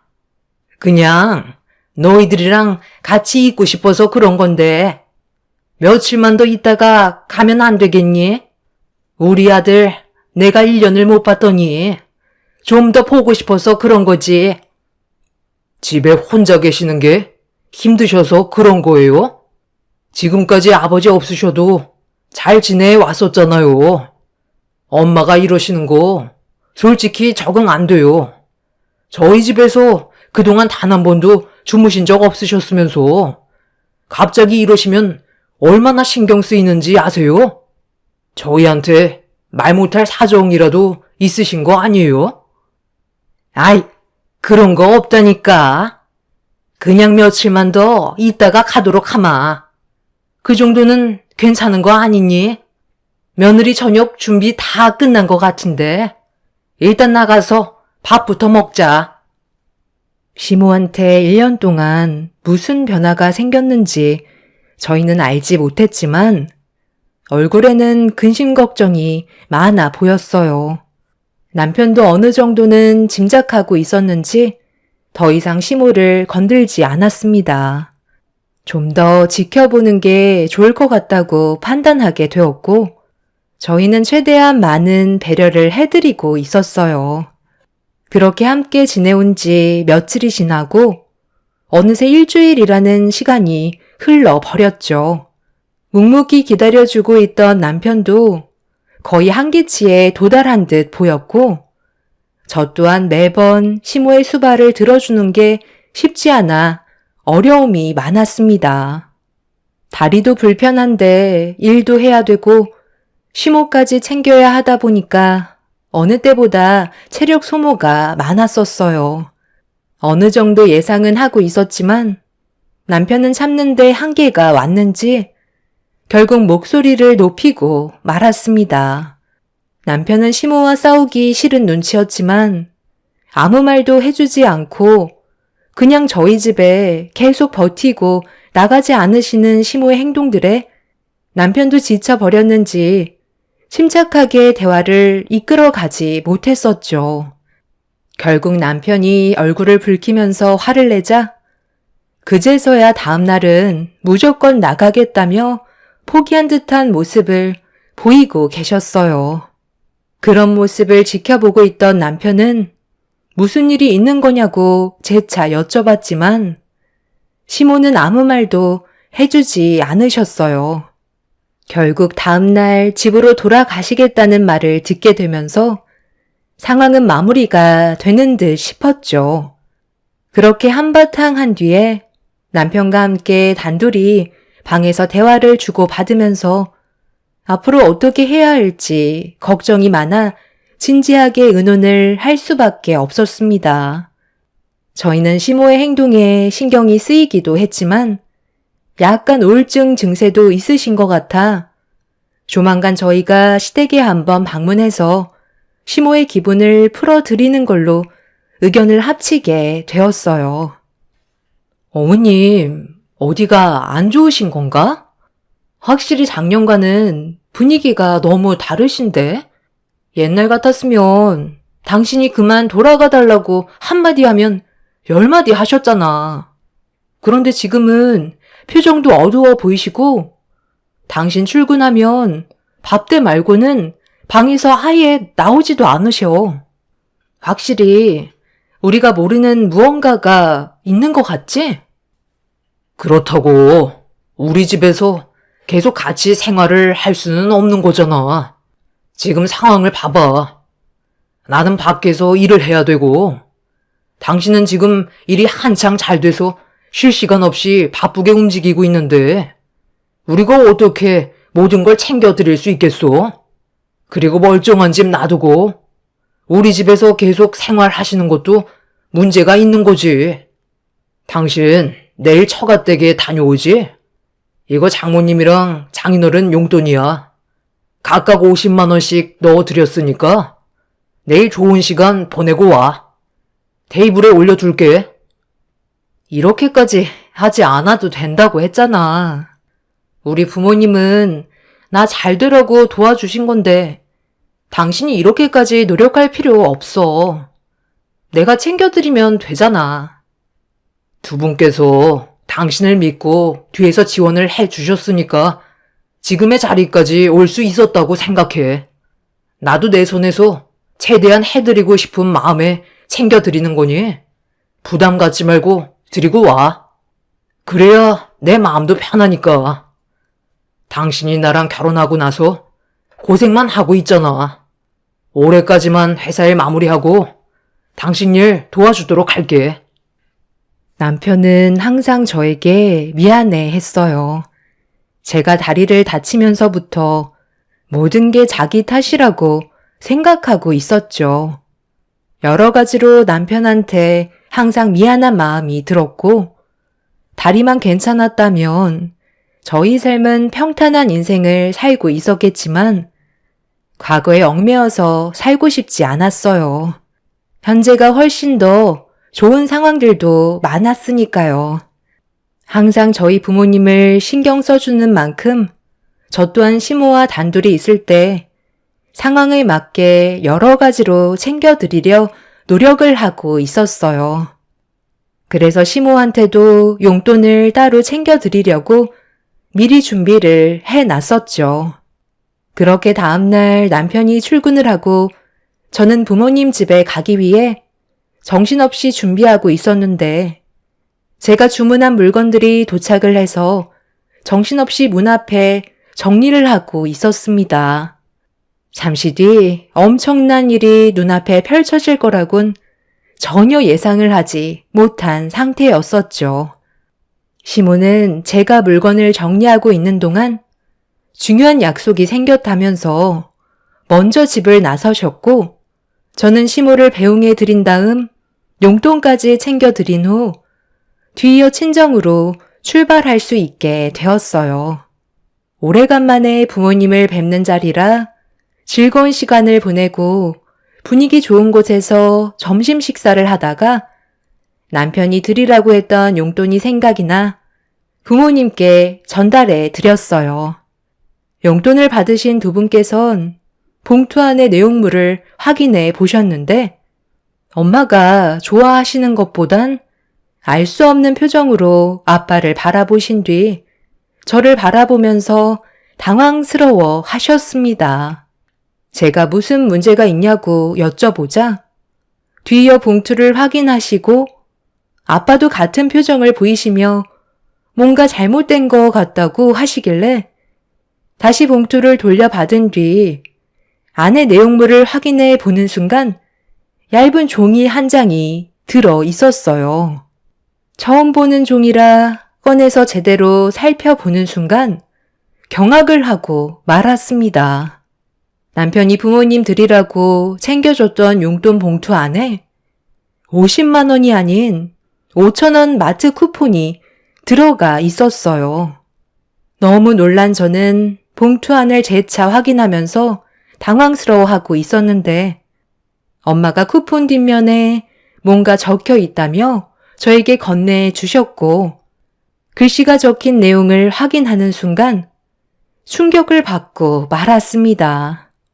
시모가 네 집은 내 아들 주머니 털 권리가 없다며 뒷면에 적어 두셨고, 남편이 저희 부모님께 드리려는 용돈을 전부 가져가 버리셨던 거였어요. 안방 테이블에 올려뒀었는데 이런 계획을 세우신 것 보면 남편과 제가 전날에 나눴던 대화에 대해 엿들으신 것 같아 보였습니다. 저는 시모에게 그 자리에서 바로 전화를 걸어봤지만 받지 않으셨고, 시모의 잘못된 행동에 기분이 상해버려 그날 부모님과 오래간만에 함께 있던 자리는 전부 망치고 말았어요. 부모님도 많이 당황스러우셨는지 말수가 줄어들으셨고, 저희 집에서 지내시는 동안 정말 신경 많이 써드리고 가실 때 용돈까지 따로 챙겨 드렸었는데 상식을 벗어난 행동을 하셨다는 거에 너무 큰 실망을 하고 말았었죠. 결국 부모님과의 자리는 안 좋게 마무리가 되었고, 집에 도착해서도 시모에게 수도 없이 연락을 취했지만 끝까지 제 전화는 받지 않으셨어요. 열이 올라올 대로 올라와 버린 저는 퇴근한 남편이 들어오면서 저희 부모님과 즐거운 시간 보냈었냐고 물어보는 질문에 5,000원짜리 마트 쿠폰을 보여주면서 뒷면에 적힌 내용도 확인시켜 주었습니다. 좀 전에 제가 겪은 상황을 전혀 모르고 있던 남편은 5,000원 마트 쿠폰을 보면서 이게 뭐냐고 물어보길래 시모가 용돈이 들어있던 봉투 안에 돈을 빼가시고 마트 쿠폰을 넣어두셨는지 부모님께서 봉투 안에 있던 내용물을 보시고 당황스러워 하셨다는 설명을 하자 남편도 점점 안색이 안 좋아지더니 곧장 시모에게 전화를 걸었습니다. 하지만 예상했던 대로 시모는 남편의 전화도 받지 않았죠. 일이 있게 되자 화가 머리끝까지 올라온 남편은 저를 데리고 곧장 시댁으로 향했어요. 잘못된 건 분명 바로 잡아야 하는 게 맞는 거였죠. 그렇게 시댁에 도착을 해서 문을 두드렸는데 집에 안 계시는 건지 집안에 불이 꺼져 있었고 한참을 기다려도 시모는 집으로 돌아오지 않으셨어요. 그런데 밖에서 한참 동안 시모를 기다리고 있는데 지나가시던 동네 주민분께서 저희 부부한테 가까이 오시더니 시모가 살던 집이 경매로 넘어간 걸로 알고 있다며 사기를 당했다는 소문이 동네 사람들 사이에 퍼졌다고 예상하지 못한 말을 듣게 되었죠. 전혀 짐작하지 못했던 말이라 당황스러워하던 남편은 주민분께 자세한 설명을 부탁했어요. 그리고 동네 분께 듣게 된 내용은 저희와 연락을 끊고 지냈을 때 시모는 그동안 가지고 계셨던 재산으로 투자를 해보고 싶으셨는지 남편과는 한마디 상의도 안 해보고 무작정 당신 혼자 판단하고 결정한 뒤에 움직이시다가 시모가 투자에 대해 아는 게 하나도 없다고 생각한 사기꾼이 시모에게 접근해서 남은 재산 탈탈 털어갔고 뒤늦게 사기라는 사실을 알게 된 시모는 이미 투자를 위해 빚까지 진 상황이라 살고 있는 집마저 경매로 넘어가는 충격적인 일을 겪게 되었던 거죠. 그래서 오갈 데가 없다 보니 갑자기 저희 부부한테 연락을 해서 한동안 머물러 계셨던 거였어요. 이런 상황들을 남편이 알게 되면 난리를 치니까 솔직하게 털어놓지 못한 채 속으로만 앓고 있으셨던 거였죠. 그런데 막상 돈이 생기시게 되자 당분간 전화 받을 필요가 없다고 생각하셨던 것 같았어요. 이미 저희는 그런 시모의 행동에 화가 많이 났던 상태라 돈이 다 떨어지시면 분명 또다시 찾아오실 텐데 그때는 절대 받아주지 않겠다고 결심하게 되었죠. 남편도 치가 떨릴 정도로 화가 났는지 2번 다시 얼굴 볼 일 없을 것 같다며 자기 인생에 도움이 하나도 안 된다고 아예 인연을 끊어낼 생각을 가지고 있었어요. 그리고 예상했던 대로 한 달의 시간이 지난 뒤 시모가 저희 집 문을 다시 두드렸습니다. 하지만 남편은 이미 시모에게 많은 실망을 한 상태라 모든 걸 거절했어요. 그 난리를 치셔놓고 이제 와서 받아달라고요? 돈 다 떨어지시니까 찾아오신 거예요? 그 많은 빚은 어떻게 할 거예요? 제가 뭐라고 그랬어요? 그냥 조용히 사시라고 했었잖아요. 결국 끝까지 말을 안 들으시더니 일을 이 지경으로 만드세요? 그리고 장인 장모님 드릴 용돈을 왜 엄마가 가로채 가신 건데요? 그것도 모자라서 봉투 안에다가 마트 쿠폰을 넣어준다는 게 말이 돼요? 이럴 거면 왜 저희와 다시 시작하려고 한 건데요? 지금 빚이 4억이나 있으시다면서요. 정말 할 말이 없네요. 계속 이 사람한테 아이를 가지라고 얘기했던 것도 엄마가 저희 집에서 지낼 상황을 만들어야 되니까 그런 거였죠? 이제야 대충 어떤 상황인지 알 수 있을 것 같네요. 저는 이미 마음을 굳혔고 인연 끊고 사는 게 저희 부부가 행복하게 살아갈 수 있는 길인 것 같아요. 엄마는 1년 전이나 지금이나 달라진 게 전혀 없어요. 조금만 생각을 바꿔서 저희와 좋은 관계 유지하셨다면 이렇게까지 되지는 않았을 텐데 정말 너무 안타깝네요. 그만 돌아가 주세요. 내가 왜 이렇게까지 했는데? 너 고생해서 벌어오는 돈을 아무 노력 없이 사돈 분들이 받아가는데 내 속이 안 뒤집어지겠니? 그 꼴 보기 싫어서 돈 빼간 거다. 어머님, 뭔가 상당히 잘못 알고 계신 것 같은데요. 저희 부모님께서 그냥 받으시는 거 아니에요. 제가 사업할 수 있게 뒤에서 금전적인 지원을 정말 많이 해 주셨다고요. 말이 용돈이지 저희가 빌린 돈에 대한 빚을 갚는 거나 마찬가지라고요. 지금은 상황이 많이 달라졌고 여유가 생겼기 때문에 챙겨드리는 건데 그게 뭐 잘못됐나요? 어머님은 저희한테 뭘 해주셨는데요? 때 되면 돈만 뺏어 가려 하셨지. 정작 저희가 도움이 필요할 땐 온갖 막말 퍼부으시고 상처 주신 다음 내치셨잖아요. 그런데 이제 와서 찾아오신 이유가 뭐예요? 4억 빚 생긴 거 갚아달라는 거예요? 저희는 어머님이 벌려놓은 거 수습하고 싶지 않아요. 1년 전과 지금의 제가 얼마나 많이 달라졌는지 아세요? 많은 분들께서 도와주셔서 지금 현재 매달 2천만 원씩 수익이 찍히고 있어요. 어머님이 저와의 관계가 조금이라도 회복이 되었다면 4억에 대한 빚을 고민해 볼 수도 있었겠죠. 하지만 확실하게 알 수 있겠어요. 어머님은 저와 절대 좋은 관계로 발전될 수 없을 것 같아요. 아니, 방금 뭐라고 그랬니? 2천? 아니 그럼 지금 네가 이 좁아 터진 집구석에서 물건 포장해 택배 보내는 게 월 2천만 원을 벌고 있었던 거라고? 이까진 일이? 시모는 끝까지 저를 무시하시는 발언을 하셨어요. 남편은 더는 듣고 싶지 않았는지 시모를 집에서 내쳤고 다시 얘기 좀 하자며 현관문을 두드렸지만 저희는 절대 문을 열어주지 않았습니다. 그날 이후 시모는 벌려놓은 빚 좀 갚아달라며 눈물까지 보이시면서 다시 시작하길 원하고 있었지만 저희는 이미 마음의 문이 닫혀버린 상태입니다. 결국 지금 현재 다른 지역으로 이사를 와서 좀 더 나은 환경에 살고 있는 상황이에요.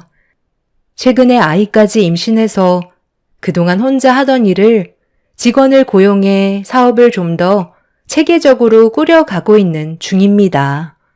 저희가 시모와 인연을 끊기 위해 이사를 가게 되니 시모는 이제 저희 부모님을 만나려 하고 계시지만 저희 부모님도 돈 봉투에 마트 쿠폰을 넣어놨다는 거에 화가 많이 나셨는지 아예 만나주지 않고 계시네요. 아마 이 시간이 오래 갈 것 같습니다. 남편이 저와 상의 끝에 어쩔 수 없이 원룸 하나 구해드리긴 했는데 생활비까지 달라는 말까지 나오고 있어서 남편은 더 이상 도와주지 않고 있습니다. 아직 정정하셔서 식당 일을 시작하셨다는 연락을 받았지만 제가 아이를 낳으면 도와주시겠다고 하시는 거 단호히 거절한 상태입니다.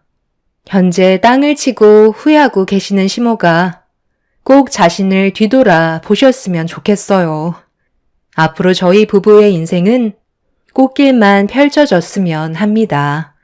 제 사연 들어주신 분들 언제나 좋은 일들만 생기시길 바랄게요. 감사합니다. 안녕하세요. 저는 40대 중반의 여성입니다. 요즘 시국 때문에 거의 집에만 콕 박혀서 지내고 있는데 그때마다 여러분들의 사연을 들으면서 시간을 보내고 있어요. 제 주변 사람이 이 채널을 소개해줘서 듣기 시작했는데 제 지인이 하는 말이 저도 한번 사연을 보내보라고 하더라고요. 너 같은 파란만장한 인생이 또 어디 있겠냐며 또 많은 사람들이 제 이야기를 들어주고 공감해주면 저에게도 좋을 것 같다고 하더라고요. 그래서 이렇게 용기를 내서 제 이야기를 보내게 되었습니다. 저는 지방에 있는 닭 농장집의 딸로 태어났습니다. 저희 부모님 두 분은 찢어질 듯이 가난한 집에서 태어나셨는데 특히 저희 엄마는 별 볼 일 없는 집안의 맏딸로 태어나서 할머니를 도와 아래로 6명이나 되는 동생들을 키우느라고 평생 학교라는 곳을 구경도 못 해보셨다고 해요. 그래서 한글을 잘 모르셨는데 제가 아직도 기억이 나는 장면이 제가 7살쯤 되었을 때 국민학교에 들어가기 한 달 전까지도 한글을 몰라서 급하게 옆집 아주머니에게서 한글을 배웠던 것이 기억이 나요. 엄마도 아예 한글을 모르시는 건 아니었지만 저를 가르치실 정도는 안 되었기 때문에 다른 사람이 도움이 필요했던 거죠. 그래도 엄마는 없는 형편에서도 저를 정말 아껴주셨고 사랑해 주셨어요. 저희 아빠는 제가 어렸을 때부터 닭농장에서 일을 하셨어요. 그러다가 이 닭농장을 내가 한번 해볼 수 있겠다고 하셔서 그때까지 열심히 일해서 모으신 돈이랑 부족한 돈은 사채를 조금 끌어다가 보태서 그 당시 지방에 후계자가 없는 닭농장을 하나 헐값에 인수하셨어요. 그리고 아빠는 오랜 세월 닭농장에서 일하셨던 경험과 노하우로 닭농장을 금방 성장시키셨어요. 농장 생산성도 점점 올라가서 돈도 많이 벌게 되셨고 그 덕에 다른 지역에 있는 농장을 하나 더 인수하게 되셨습니다. 그 후부터는 저희 집 사정은 점점 나아졌고 더 이상 먹고 살 걱정은 안 하게 되었고 남들에게 아쉬운 소리를 할 일도 없어졌죠. 지방이긴 했지만 집도 꽤 넓은 집으로 이사를 갔고요. 그때가 제 나이 13살이었던 것 같네요. 기억나는 게 저희 반에서 우리 집이 제일 잘 살았고 그래서 선생님께서도 저를 엄청 예뻐하셨고 친구들한테 인기도 많아 반장도 했었어요. 그런데 저희 엄마는 너무 오랜 세월을 힘들고 가난하게 살아오셔서 그런지 항상 겸손하셨고 절대 다른 사람들 앞에서 잘난 척을 하거나 우리보다 못한 사람을 무시한 적도 한 번도 없으셨어요. 저는 어린 나이에도 엄마의 그런 모습이 너무 좋았고 존경스럽기까지 했어요. 그런데 어느 날 아빠는 닭농장을 하나 더 만드시려고 지방에 있는 땅을 사셨어요. 아빠가 평소에 친하게 지내던 지역의 공무원 분께서 닭농장을 할 수 있도록 허가받는 건 문제가 없을 거라고 그냥 농장 기초 공사나 빨리 시작하라고 조언을 해주셨고 아빠는 그 공무원분의 말만 덜컥 믿고 농장 공사를 시작하셨어요. 그런데 그 당시 농장을 짓기 위해서는 아빠가 생각하셨던 것보다 훨씬 더 많은 돈이 필요했어요. 지금까지 아빠는 원래 있었던 농장을 인수만 해보셨지 처음부터 시작해본 적은 없으셨기 때문에 조금 계획에 차질이 생기는 듯 했습니다. 그래서 아빠는 부족한 돈을 채우기 위해 또 사채를 끌어다 쓰셨어요. 닭농장이 수익이 좋아지면 사채빚 갚는 것쯤은 문제도 아니었고 또 예전에도 그렇게 했을 때 큰 문제가 없었기 때문에 아빠는 대수롭지 않게 생각하셨죠. 그런데 생각지도 못한 일이 일어난 겁니다. 아빠가 닭농장을 하려고 사들인 땅에서 조금 떨어진 곳에 민가가 있었는데 아빠와 잘 알고 지내던 공무원분은 큰 문제가 되지 않을 거라고 했었지만 민가에 사는 주민들이 민원을 낸 것입니다. 자기들이 사는 집 주변에 닭농장이 들어오면 냄새도 나고 환경오염이 될 것이기 때문이었어요. 아빠는 민가 주민들을 일일이 찾아다니면서 동의를 구하려 하셨지만 소용이 없었습니다. 주민들은 끝까지 강력하게 반대했고 결국 농장 허가는 날 수 없었어요. 아빠는 다시 땅이라도 되팔으려고 했지만 위치가 좋지 않고 또 이미 농장의 기초공사까지 끝난 땅을 사려고 하는 사람은 아무도 없었습니다. 결국 아빠는 수많은 사채 빚을 떠안게 되셨어요. 사채는 이자율이 상상할 수 없을 정도로 굉장히 높았고 하루하루가 지날수록 빚은 눈덩이처럼 부러져 갔어요. 특히 아빠는 공사비를 빨리 마련하기 위해 사채업자들이 요구하는 말도 안 되는 이자율에 동의를 하셨었고 계약을 한 상황이었기 때문에 빠져나갈 방법이 없었습니다. 특히 아빠가 자주 이용하셨던 그 사채업자들은 간판이나 특정 상호명도 없이 암암리에 아는 사람들끼리만 소개해서 이용을 하는 곳이었기 때문에 법적으로도 손 쓸 수 있는 방법은 없었습니다. 아빠는 그 많은 빚을 갚기 위해 갖고 있었던 농장을 모두 팔으셨지만 그래도 빚을 다 갚을 방법은 없었고 빚을 늦게 갚을수록 이자는 계속 늘어가기만 했습니다. 그렇게 몇 개월을 겨우겨우 버텨오시다가 결국 아빠는 저와 엄마를 두고 극단적인 선택을 하셨어요. 이 사실을 알게 된 사채업자들은 우리가 더 이상 빚을 갚을 수 없는 상황이라고 판단했고 어느 날 우리 집에 찾아왔습니다. 그리고 저희 엄마에게 수상한 계약서를 들이밀었습니다. 아까도 말씀드렸다시피 저희 엄마는 글자를 잘 읽지 못하셨기 때문에 그 사람들이 준 계약서가 정확히 무슨 내용인지 제대로 이해하지 못하셨고 또 그 사람들이 너무 무섭게 엄마와 저에게 윽박 지르면서 겁을 주었기 때문에 강제로 마지못해 계약서에 사인을 했습니다. 나중에 알았는데 그 계약서 내용은 저희 엄마가 그 사람들 사무실에서 휴일도 없이 일을 해야 한다는 거였고 돈을 준다는 내용은 없었습니다. 그런데 더 충격적이었던 건 따로 있었어요. 무슨 이유에서인지는 모르겠지만 제가 20살이 되는 해에 저를 그 회사에 취업시킨다는 내용이 포함되어 있었던 것입니다. 그때는 엄마는 글자만 빼곡한 그 계약서 내용을 이해하셨을 리가 없고 저 또한 너무 어렸기 때문에 몰랐던 것입니다. 그렇게 그 사람들은 엄마에게 강제로 사인을 하게 만들었고 저와 엄마를 자신들의 숙소에 데리고 갔어요. 그곳은 오래된 작은 연립주택이었고 저와 엄마에게 5평이 겨우 되는 방 한 칸을 내주었습니다. 그때부터 우리는 거기서 살았고 저희 엄마는 그 사람들이 시키는 일은 다 했어요. 주로 그 숙소에 사는 직원들 식사 준비, 청소, 빨래를 하셨고 주말에는 회사 사무실과 화장실 청소까지 혼자서 다 하셨습니다. 그렇게 기약 없는 삶이 계속되었어요. 그러다 제가 19살 되는 해에 엄마가 저에게 충격적인 제안을 하셨습니다. 진이야, 너 미국에 사는 이모 할머니 알지? 엄마 사촌 언니 말이야. 그분이 자식 교육 때문에 여기 한국 생활 다 정리하고 이민 갔잖아.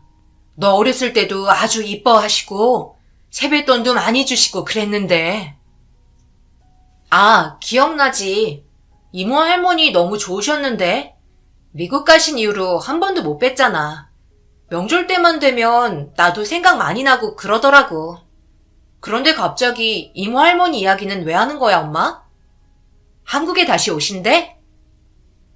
아, 언니가 얼마 전에 연락이 와서는 이런저런 이야기하다가 네가 너무 보고 싶다고 하는 거야.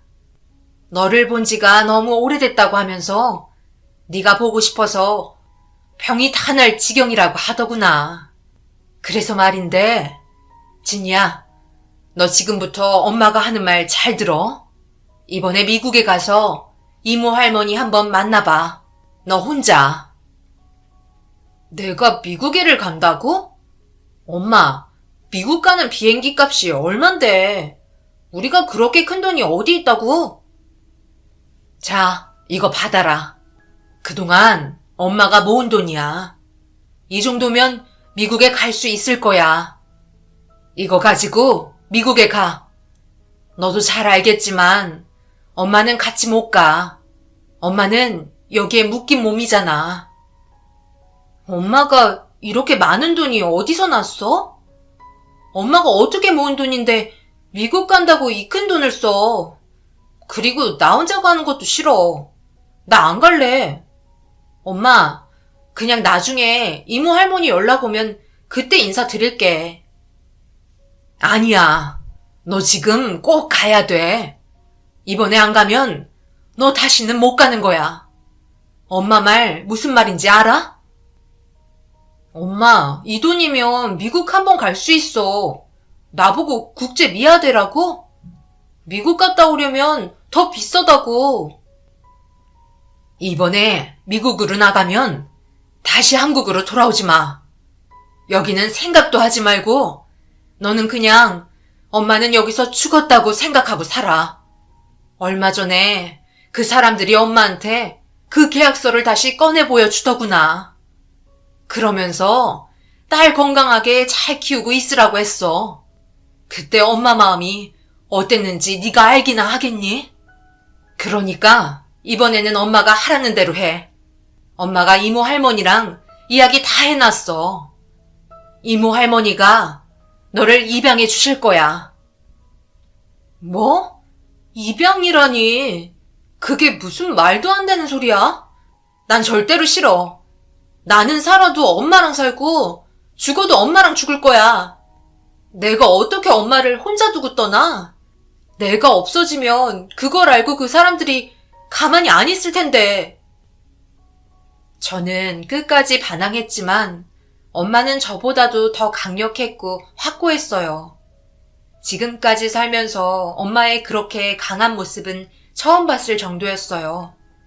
그래서 저는 결국 우리를 감시하는 그 사람들의 눈을 피하기 위해서 깊은 새벽에 집을 빠져나와서 혼자서 공항으로 갔고 그렇게 미국으로 떠났습니다.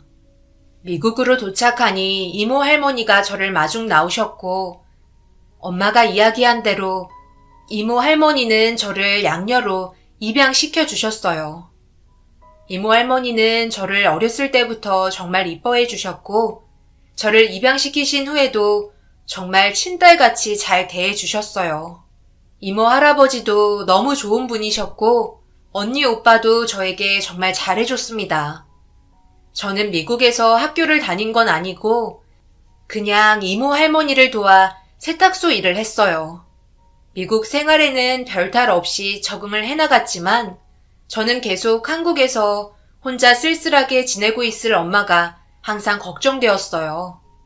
제가 미국에 오면서 엄마는 저와 일방적으로 연락을 끊으셨고 이모 할머니도 더 이상 엄마와 연락이 되지 않는다고 했어요.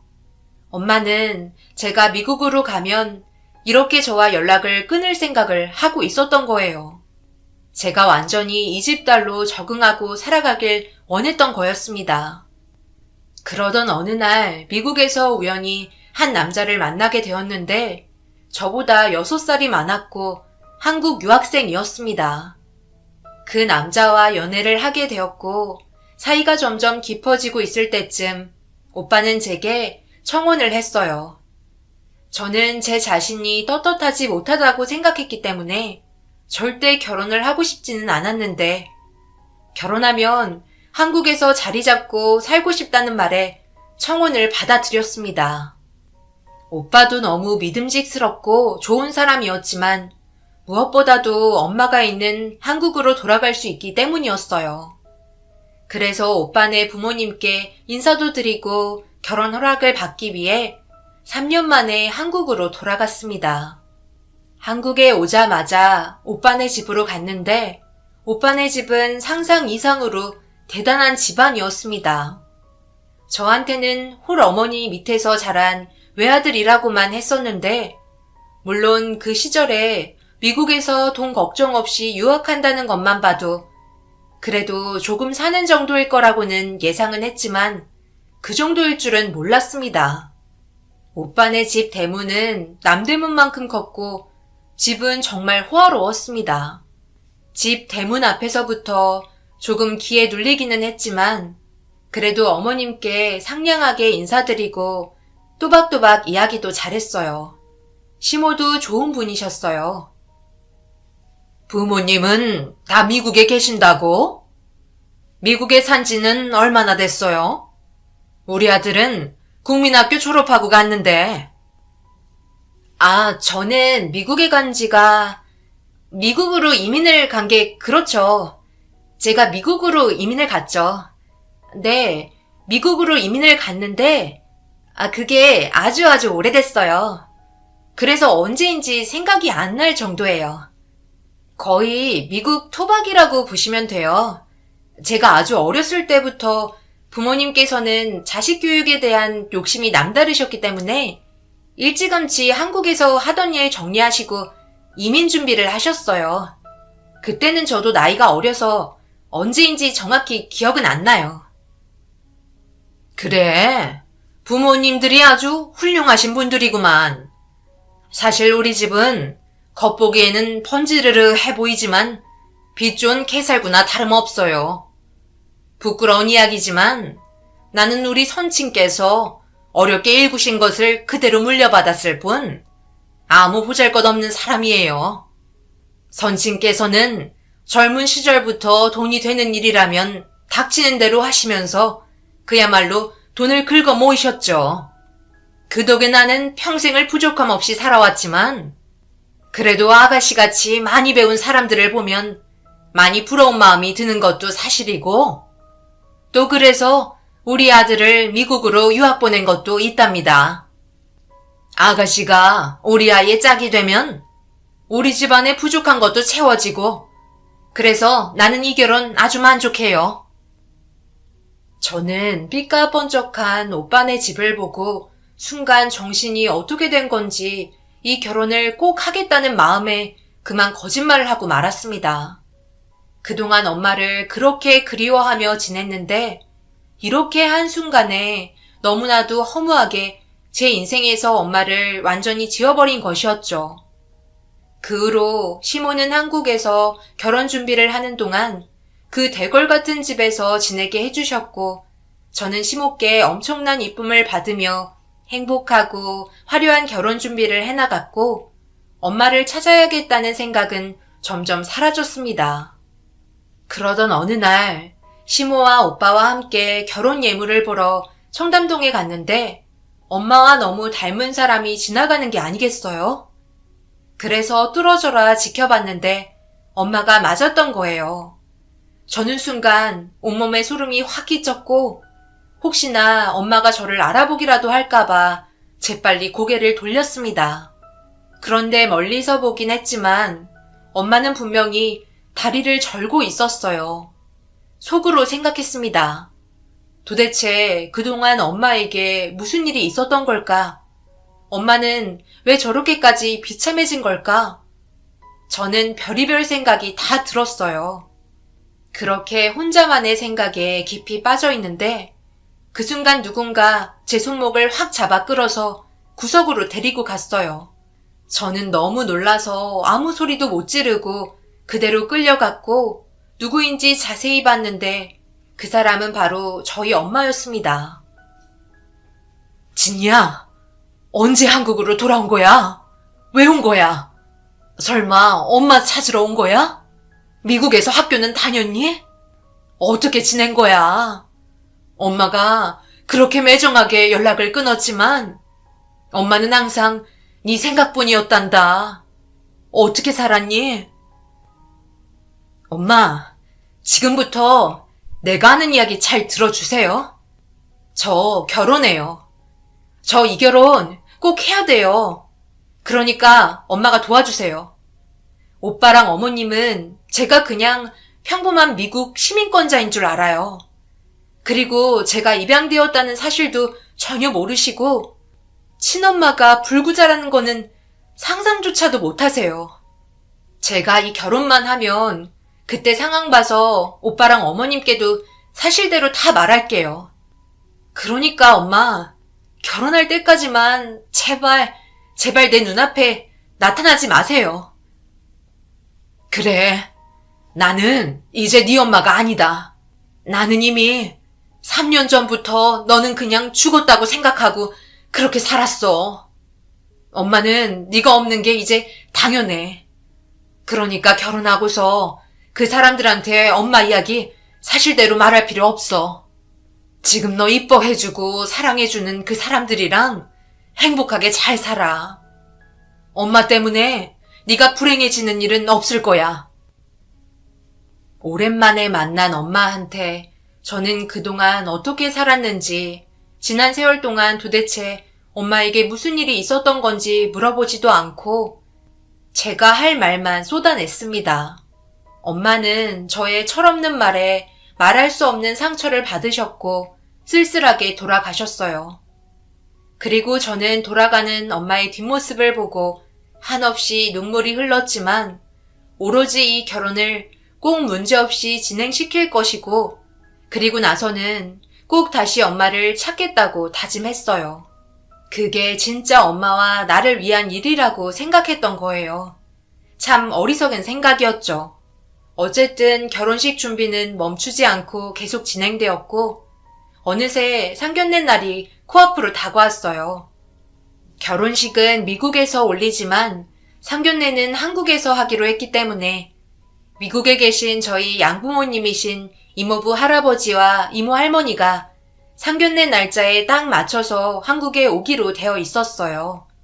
그런데 비행기 시간이 너무 빠듯해서 양부모님은 한국에 도착하자마자 공항에서 바로 상견례 장소로 오기로 하셨습니다.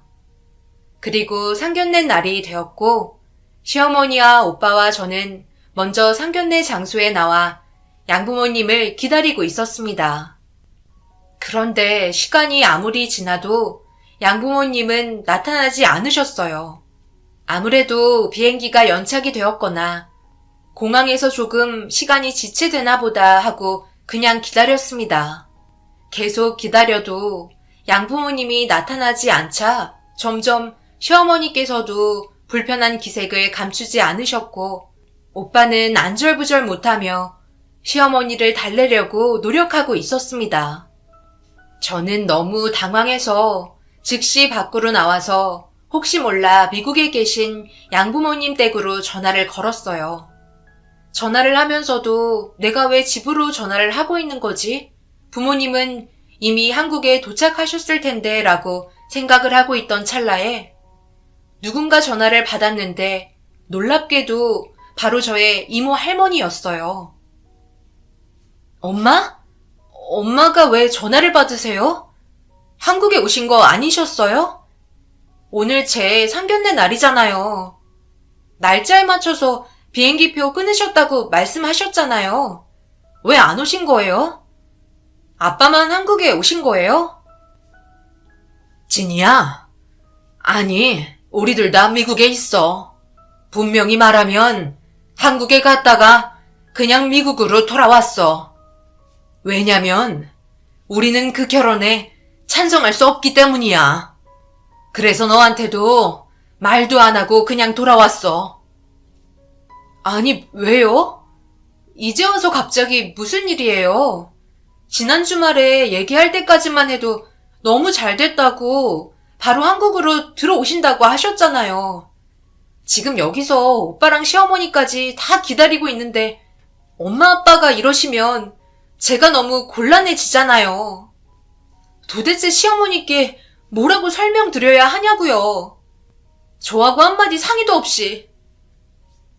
사실은 우리가 예상한 것보다 더 빨리 한국에 갈 수 있었어.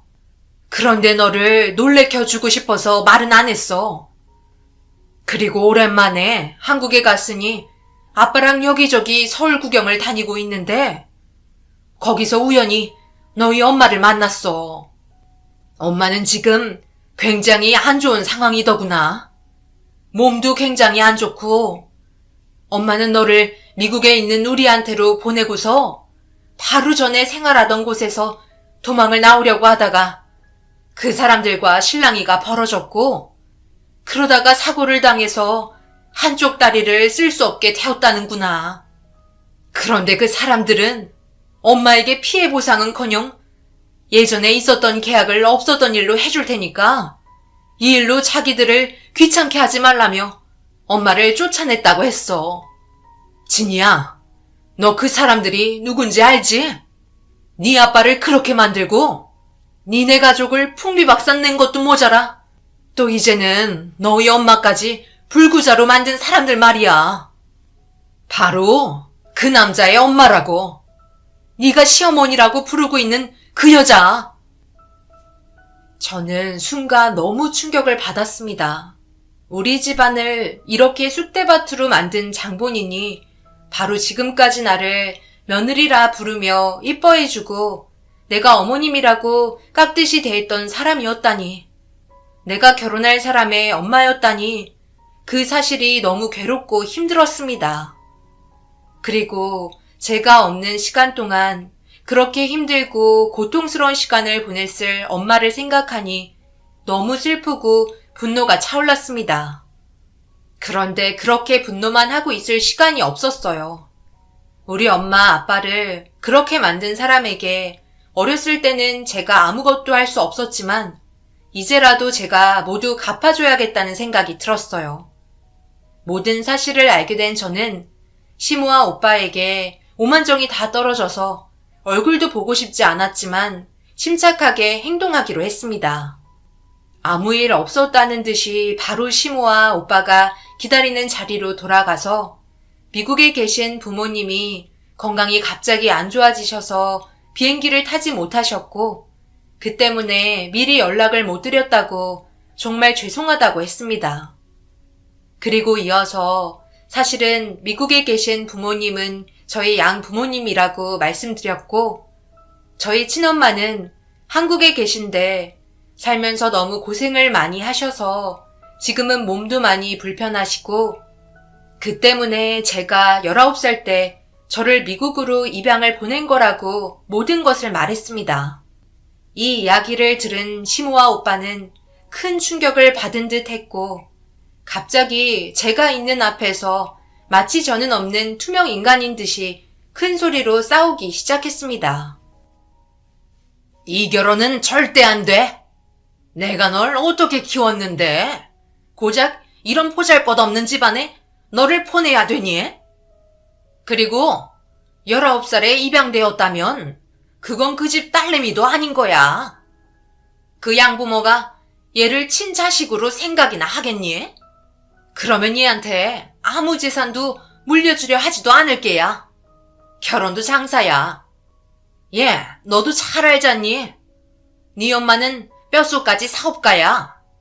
나는 내가 손해보는 장사는 절대로 안 한다. 그건 내 철칙이야. 그러니까 너도 깨끗이 정리하고 다시 미국으로 돌아가라. 이 결혼은 없었던 일로 하자꾸나. 아가씨도 잘 돌아가세요. 나는 먼저 일어난다. 안 돼요, 어머니. 저 진이 없으면 절대 못 살아요.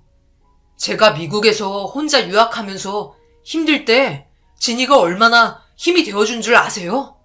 어머니는 언제나 저에게 잘해야 되는 것만 강요하셨고 어린 저를 멀리 미국 땅에 보내셨잖아요.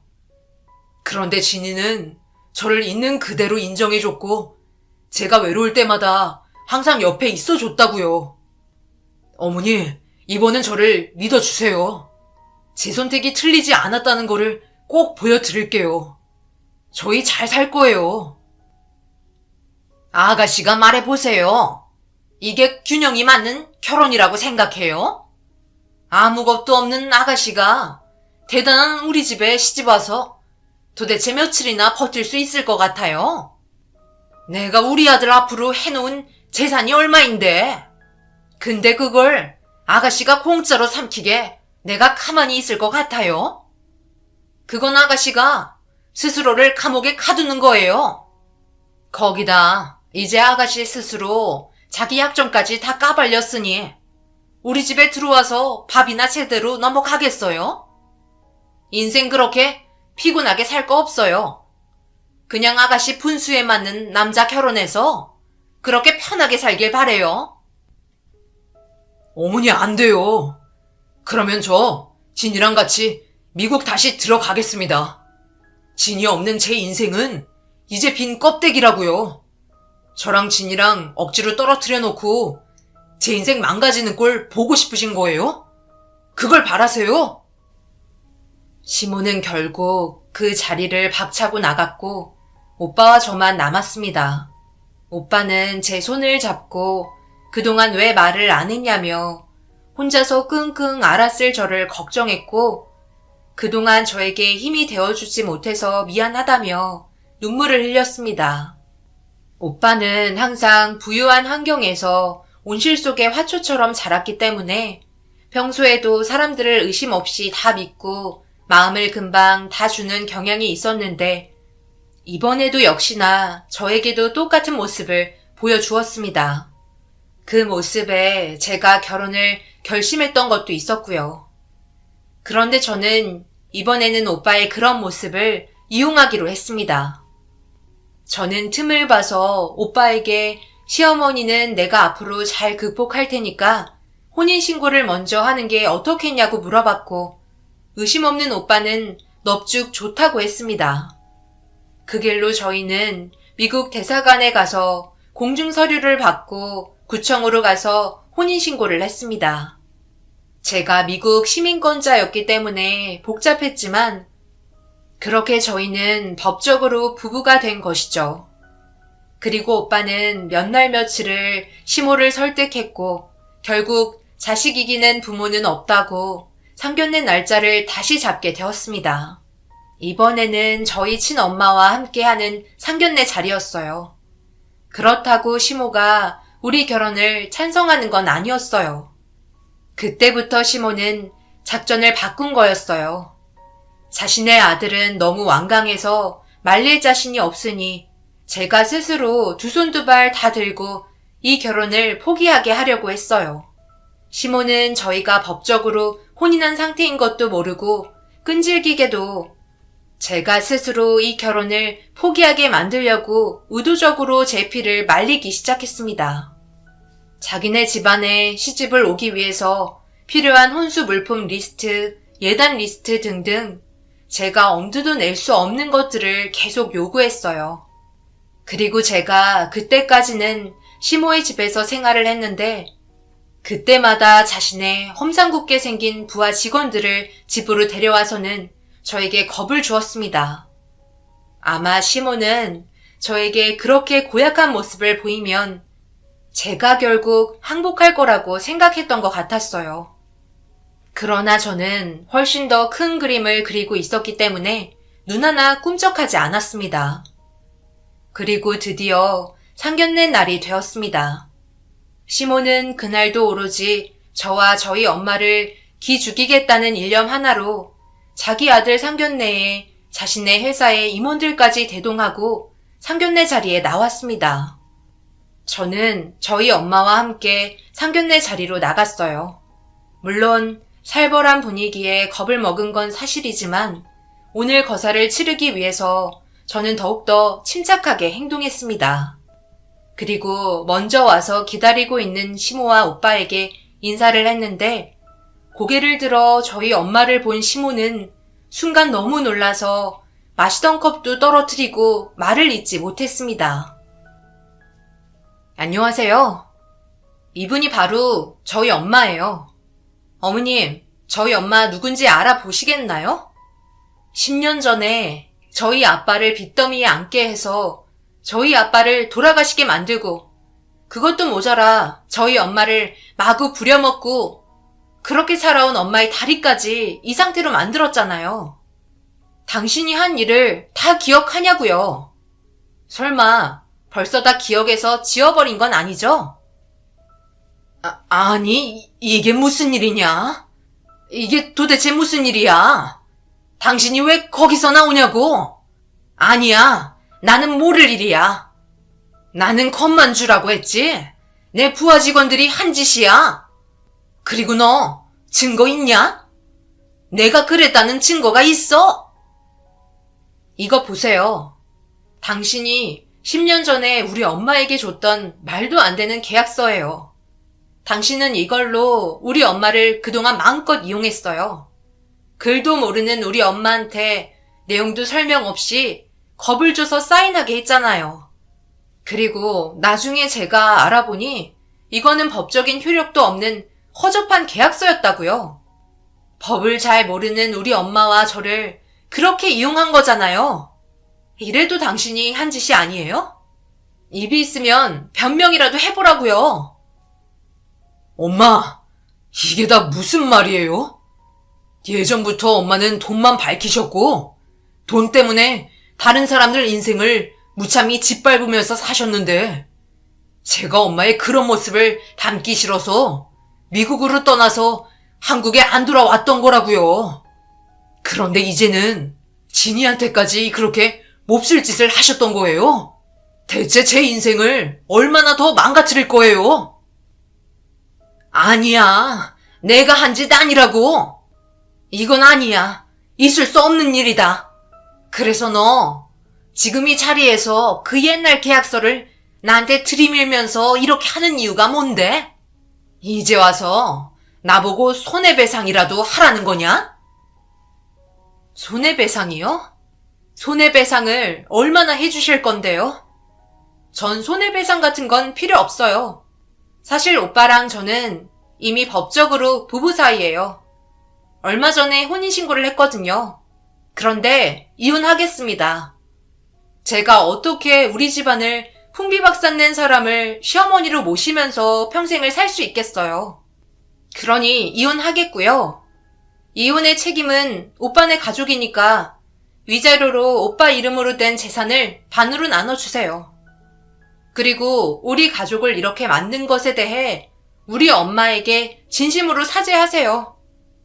이렇게 많은 분들이 오셨는데 우리 엄마 앞에 무릎 꿇고 용서를 구해요. 그렇게도 완강했던 시모는 결국 저를 기죽이려고 대동했던 임원들과 함께 저희 엄마와 제 앞에 무릎 꿇고 사죄했습니다. 그리고 저는 10년 전 계약서가 증거로 인정이 되어서 이 이혼의 책임은 모두 시모에게 책임이 있는 것으로 인정이 되었고 위자료로는 시모가 그렇게도 입이 마르도록 자랑하던 오빠 이름으로 되어 있는 수많은 재산을 반으로 분할하여 받을 수 있게 됐습니다. 이렇게 되었으니 제 인생은 해피엔딩이라고 해야 될까요? 지금까지 힘들게 살아온 세월을 생각하면 씁쓸해지기는 합니다만 그래도 이제는 엄마를 편하게 모실 수 있게 되었고 앞으로 남은 인생도 엄마랑 돈 걱정 없이 살 수 있게 되었어요. 이 일이 있고 저희 양부모님께서는 저를 파양을 해주셨고 이제는 엄마랑 평생 한국에서 살려고 합니다. 제 긴 사연 읽어주셔서 감사합니다.